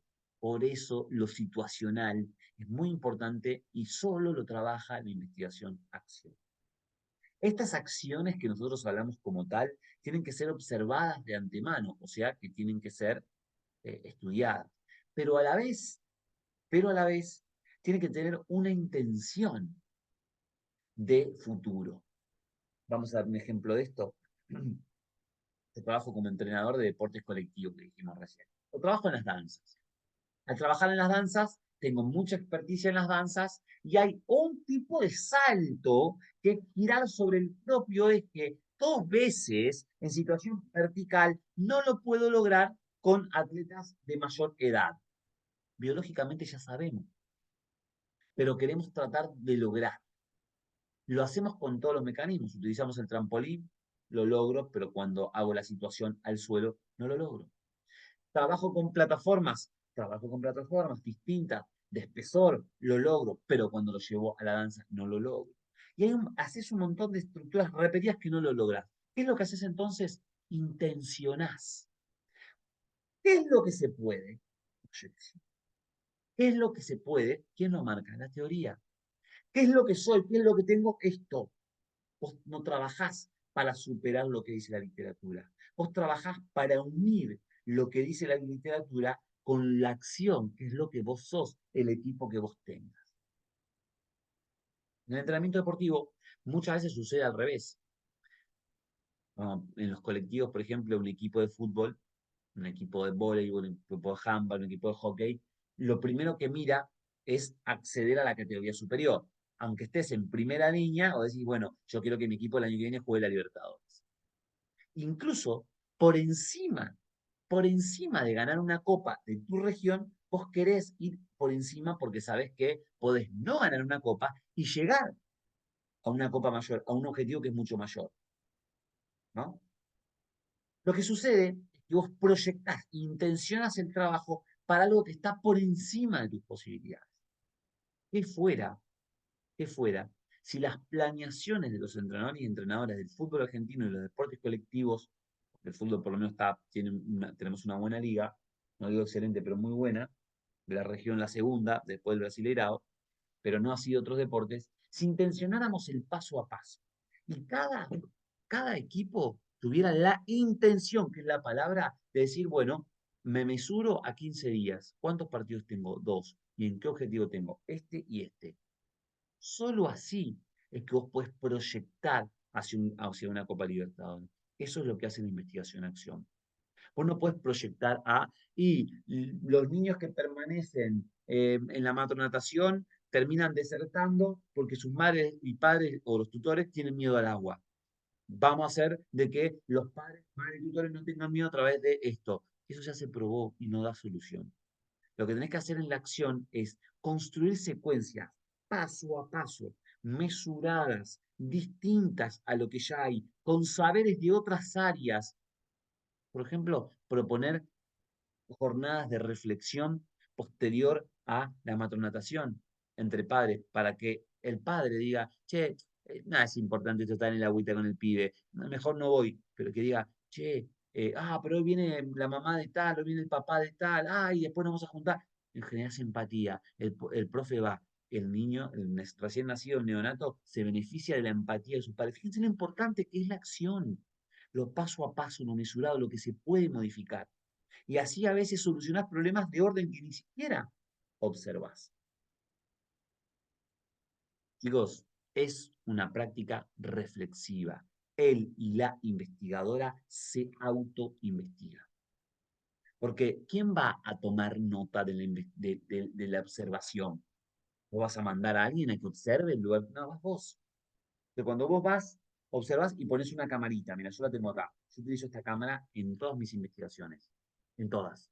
Yo voy con mi camarita, trípode, no sé si se ve, la pongo acá, le pregunto, obviamente, consentimiento informado, señor, usted me permite, pim, pam, pum, clavo acá, y yo observo, pero también dejo que la camarita, ¿sí? Incluso a veces le hablo a la camarita, porque hay un montón de cosas que yo voy viendo y que no tengo la velocidad para escribir. Entonces le digo, papá, ¿no? Una cosa que yo vi, che, y tratar de ver acá, verificar lo que hizo el niño con pullover azul. Después por ahí lo veo solo y no me doy cuenta, me di cuenta en ese mismo momento. Eso es investigación-acción. Es preparar que lo que vos estás observando, que observar no es solo ver, ¿no? Lo que vos estás matizando con los instrumentos de recolección de datos, te dé más aprendizaje porque vos te investigás a vos mismos. Entonces, a mí, por ejemplo, ¿saben lo que me pasó? Gracias a la investigación-acción. Durante un tiempo trabajé como metodólogo deportivo de unas escuelitas de iniciación deportiva durante 3, 4 años, pandemia por medio. Cuando las iba a observar, mis primeros años, observaba determinadas cosas. Me generé un producto para observar mejor en menor tiempo, optimización de recursos, ¿no? Al primero iba con 6 chicos, practicantes, de tesis, que eran mis aspirantes. Ya después iba solo con la camarita. Y logré generar un producto que me optimice la situación. Pero ¿qué pasa? Yo optimicé tiempo, optimicé recursos, pero cuando yo veía las metodologías de lo último, charango, mucho charango. Porque yo mismo me había autoflagelado a que si yo veía que los sujetos hacían esto y esto, ya directamente no hablaba con el profe. Es un peso. Imagínense, después de cada sesión, hacer una reflexión con los profes como metodólogo, te vi bien, vi esto, ¿qué te parece aquello? Estás trabajando esto, yo vi esto en la planificación, hoy no lo ubicaste, ¿cuándo lo vas a ubicar? O sea, eso es tiempo, esfuerzo, pero me olvidé de lo más importante. Y en mis últimos años me autoinvestigué a mí y dije, che, no hay que flexibilizar, hay que esforzarse más. Entonces, rompí todo lo que yo había hecho al mejor estilo piagetiano, ¿no? Y volví a elaborar una propuesta que no era tan óptima, que requería de más tiempo, pero que no perdía de vista lo central, que era que el entrenador se beneficie de mi ir a la observación, o de nuestra, ¿no? Porque éramos un equipo. Fíjense lo importante que es autoinvestigarse a uno mismo. Porque en el fondo, el investigador siempre tiene autonomía. Y cuando vos sos espacialmente libre, imaginemos un sujeto que va caminando por la libertad en un desierto, sin brújula. ¿Para dónde vas? Cuando vos sos muy, muy libre, si no tenés conocimiento previo, cualquier camino te coquetea, ¿no? Cualquier camino te coquetea, pero hay un camino que te va a llevar del desierto o la montaña. Tengo que cruzar de este lado para el otro lado que me dijeron que ahí hay agua. Bueno, ¿para dónde voy? Es algo tonto, pero es real. Y acá pasa lo mismo. Cuando vos no tenés un margen, y ese margen para investigar, tenés que ser vos mismo. ¿Cuánto yo me amplío? ¿Cuáles son mis horizontes para la generación de la investigación? Y por último, olvidémonos de la metacognición. Olvidémonos de el basamento para la generación de leyes. No nos preocupemos por el conocimiento universal.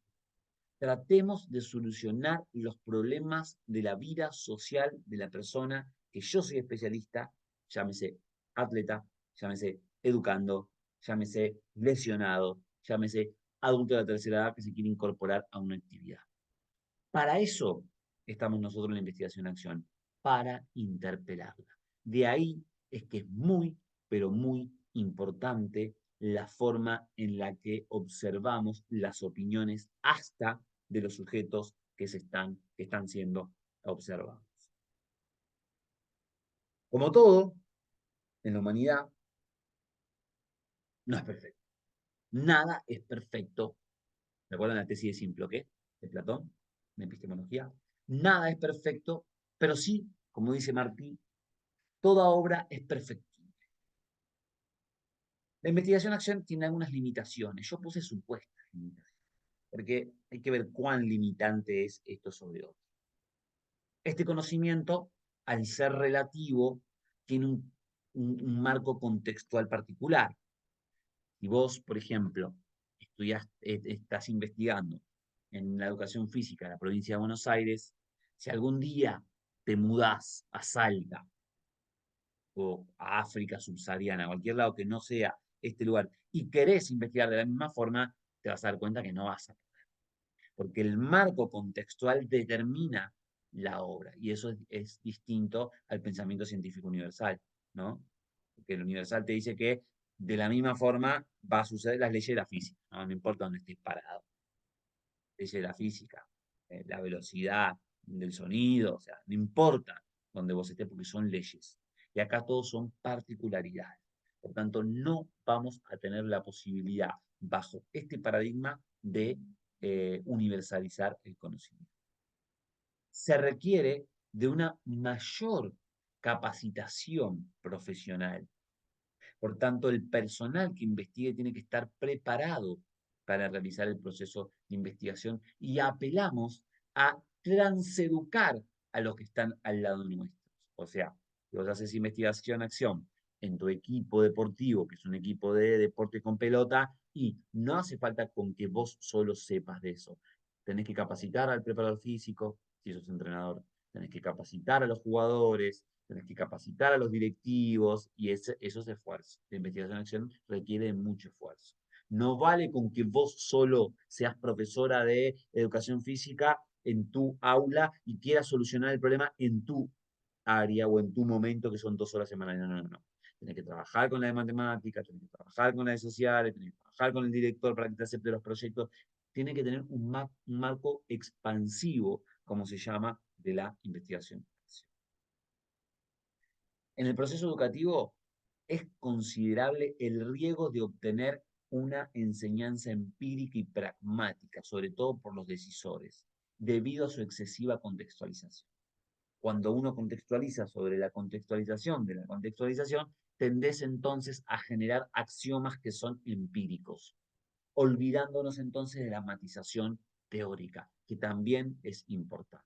Y solo estas 4 cosas son las pseudo limitaciones que tiene que está reconocido así por la literatura, ¿no? Nosotros ahora estamos utilizando una literatura de Álvarez de Saya, pero cualquiera que trabaje la investigación en acción te va a hablar de estos 3 o 4 problemas frente a los otros 15, 20 que les dije que se los enumeré. Bien, entonces como estamos terminando la clase y siempre es importante, nada, dejar una actividad y consensuarnos, ¿no? La posibilidad de seguir trabajando en esta licenciatura que es a distancia y que tenemos poco contacto, vamos a hablar de los procedimientos para la recogida de datos. Algunos los llaman métodos, otros los llaman instrumentos para la recolección de datos. En lo personal, otros los llaman técnicas, ¿no? Lo importante de saber de todo esto, llamémoslo entrevista, observación y encuesta, que son los 3 elementos más conquistados o cuestionarios para nosotros como educadores, lo más importante que sepamos no es el nombre, sino para qué sirve. Un instrumento, técnica, método, como lo quieran llamar, sirve para recolectar datos. ¿Sí? ¿Por qué haces una entrevista? Y le hago una entrevista al entrenador porque quiero saber cómo planifica. Bueno, ¿qué es lo importante? ¿El entrenador? No. Lo importante es qué planifica, que es tu objeto de estudio, si no, no lo preguntás. En una observación, vos haces una observación y ¿qué es importante ver a los pibes cómo se desarrollan? Es importante sentarte acá o sentarte allá. Es importante si es antes, durante o después. No, lo importante es el dato.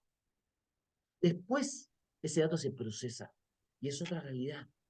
La realidad del procesamiento de datos hacia la estadística, cualquiera sea, estadística cuantitativa, estadística inferencial, es lo que más jodido estamos en la educación física. La estadística nos cuesta muchísimo porque tiene que ver con las matemáticas, ¿no? Estaría genial que ustedes vayan tomando ahora para su tesis una capacitación sobre estadística, vendría de 10, y sobre todo si esa estadística se relaciona con la educación.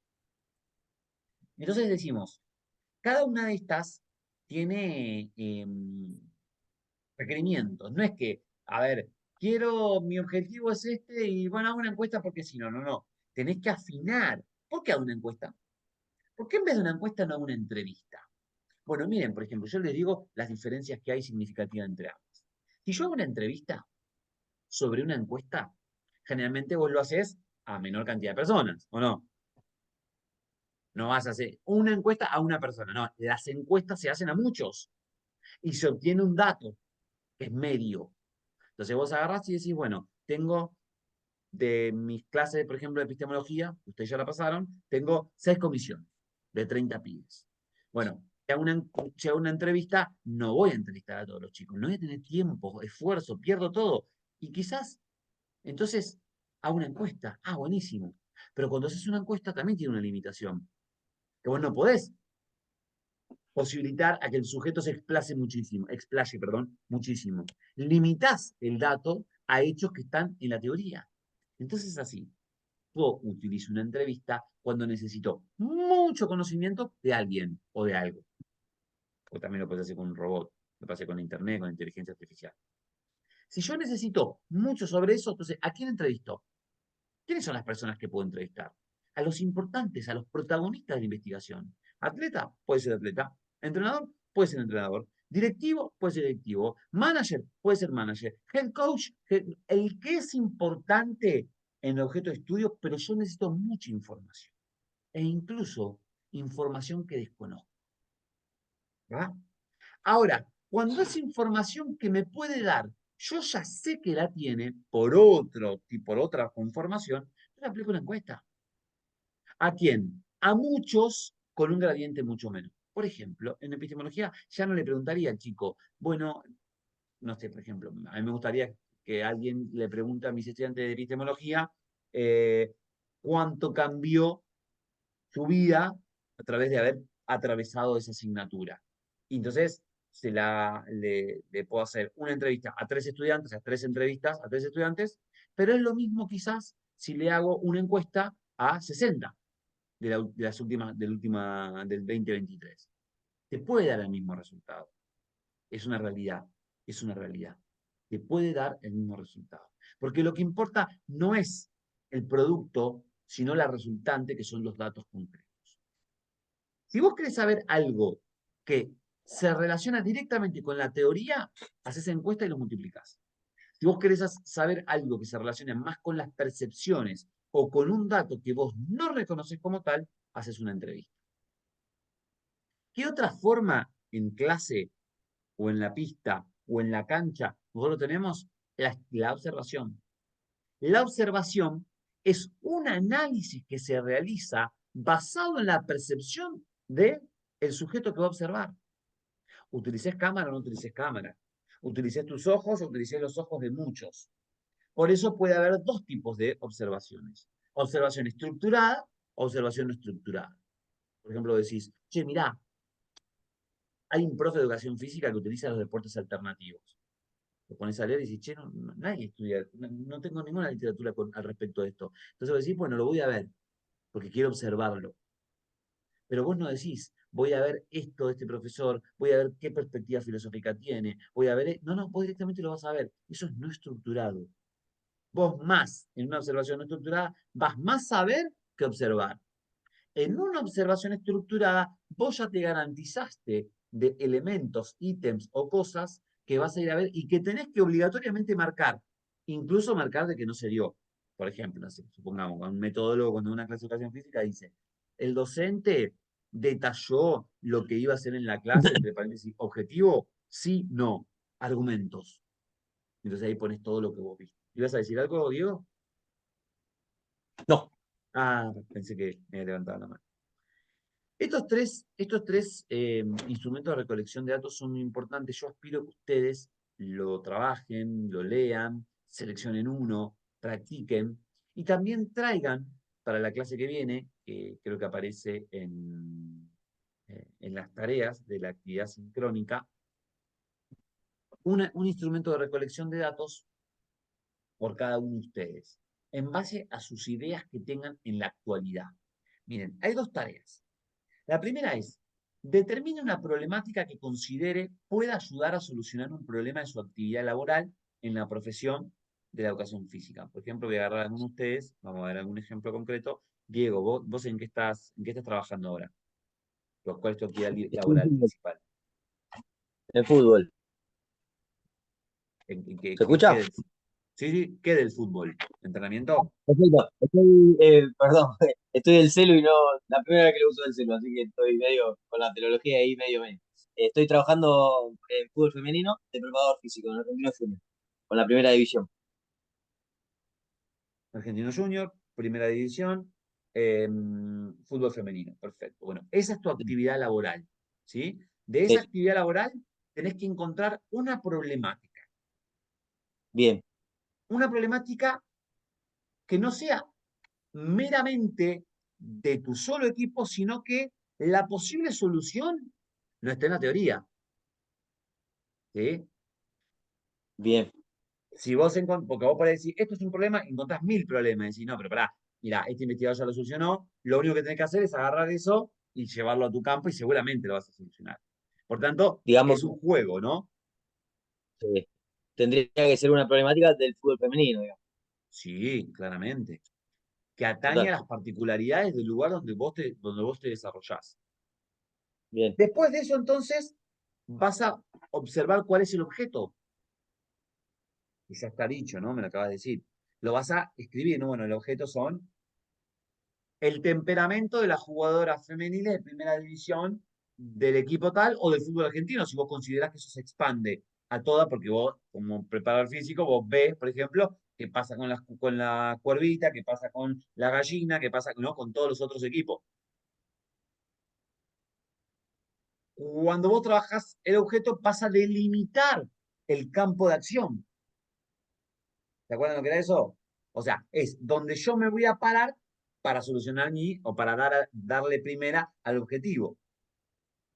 Y por último, vas a escribir con un verbo, con la concreción de los 3 niveles, el objetivo que vos querés. Esa es la primera actividad. ¿Se entiende? ¿Creen que la pueden bien. hacer? Sí, Lo intentamos. Puede estar. Tratamos. Total. Total, porque Después vemos qué incluso, sale. sí, porque incluso recuerden que la investigación acción te permite equivocarte, no es que, no, mirá, porque hiciste esto, a lo sumo diremos, che, ¿no es mejor ir por acá? Sí. Y posterior a eso, Bajo esa regulación, bajo ese objetivo, bajo ese objeto, bajo ese campo, vas a detallar 5 métodos o técnicas que puedas utilizar para recoger un dato de ese proyecto. Luego me dijiste, bueno, mira, el problema de mi jugadora está en el temperamento, que no sé cómo, por ejemplo, ¿no? Diego, digo un ejemplo concreto. Hay algunas Sí, jugadoras que tienen mayor armonía y hay otras jugadoras que no, pero en realidad cuando tienen que hacer este tipo de perspectiva que yo quiero, no lo dan, técnica estratégica. Vamos a decir, bueno, el problema temperamental. Entonces ahí vos decís, bueno, ¿qué voy a utilizar? ¿Entrevista a quién? ¿Por qué? ¿Qué le vas a preguntar? Bien. Observación. ¿A qué? ¿Qué vas a observar? ¿Cuándo vas a observar? ¿Por qué? Otro método, medición. ¿Qué vas a medir? Y voy a medir el temperamento, lo tengo que medir, pues si no, yo por ahí las conozco, pero no sé qué temperamento es. Entonces voy a utilizar este test, que es una medición, que se llama INDARE, y voy a medir el temperamento a las 5, 5, 5. No tiene que ser, no es que tienen que crear, chicos, no tienen que crear la observación, tienen que traer cuál es, por qué, y un parrafito ahí que se relacione para que nosotros aprendamos de ustedes de cada una de las formas. bien. Para eso tenemos 15 días, ¿no? Porque eso lo entregamos acá. Bueno, ¿preguntas? Profe, sí. Yo tengo una pregunta. Uy, Dale, Ay, perdón. quien quiera. Espera, que voy a poner el zoom, porque no sé. Bueno, Ahora voy sí. yo. Tengo una pregunta. ¿Las actividades las vamos entregando en el campus o las traemos acá y no hace falta entregar como algún Word o lo que tengamos?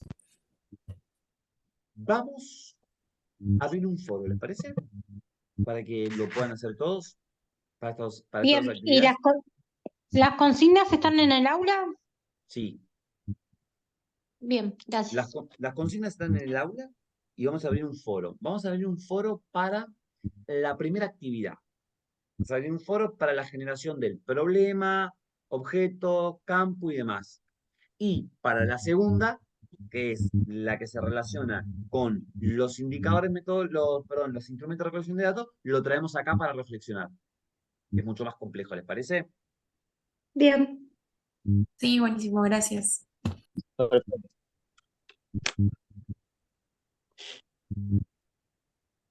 Bien, acá Profe, ahora sí, ¿me sí, escuchás? dale. Sí, sí.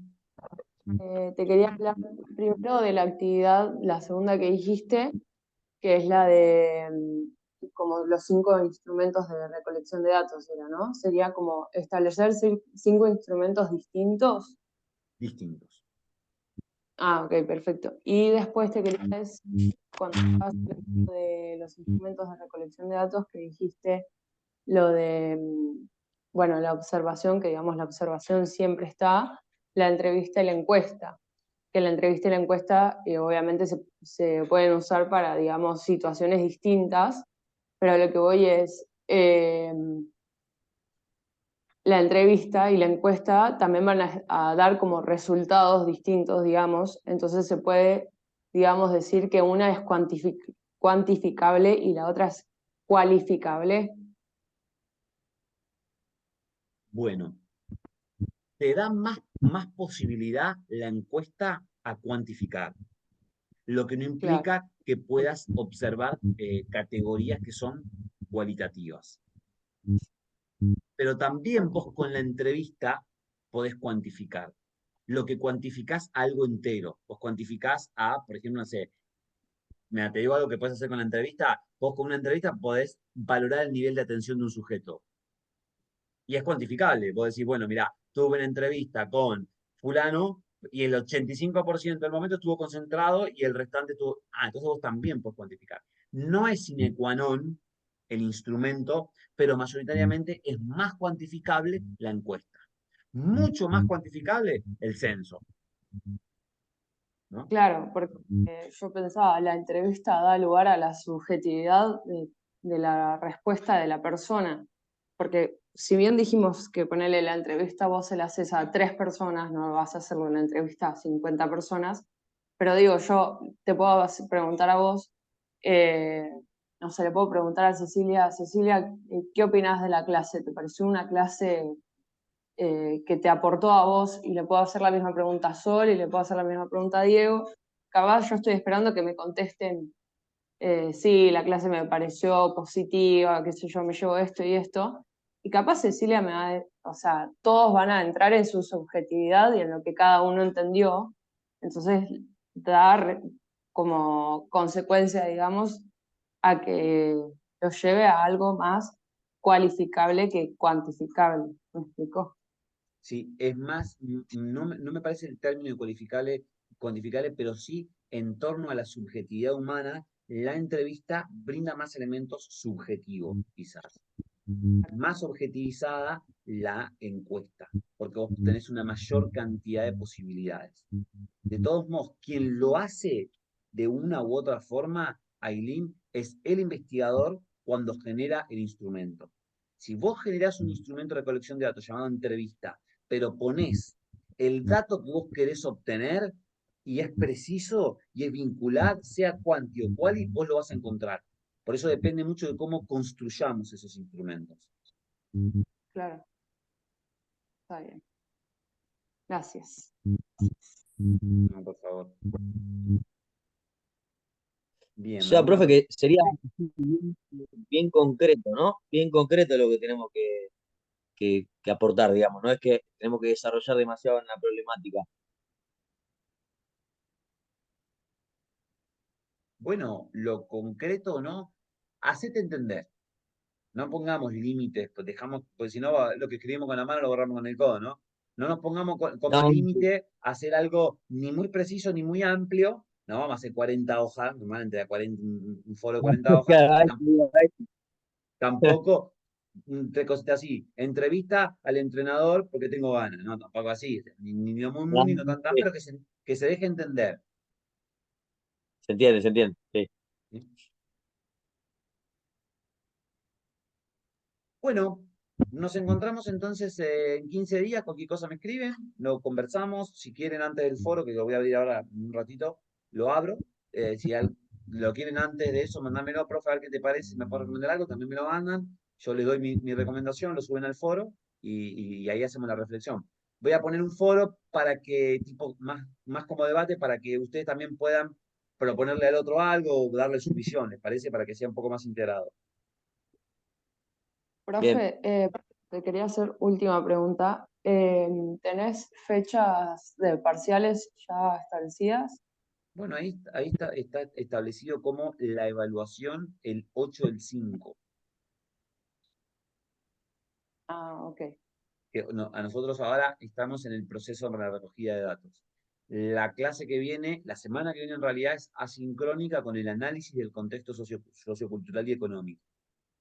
Y después de eso, en la clase sincrónica, es que nosotros haríamos la evaluación, que en realidad empieza en la clase así sincrónica, pero en realidad termina después, porque siempre es medianamente a distancia. ¿Y en qué consiste la evaluación? Y depende de cómo lleguemos a puerto. Depende, vamos a Bien. hacerla entre todos. Las evaluaciones siempre, por lo menos yo siempre las hago entre todos.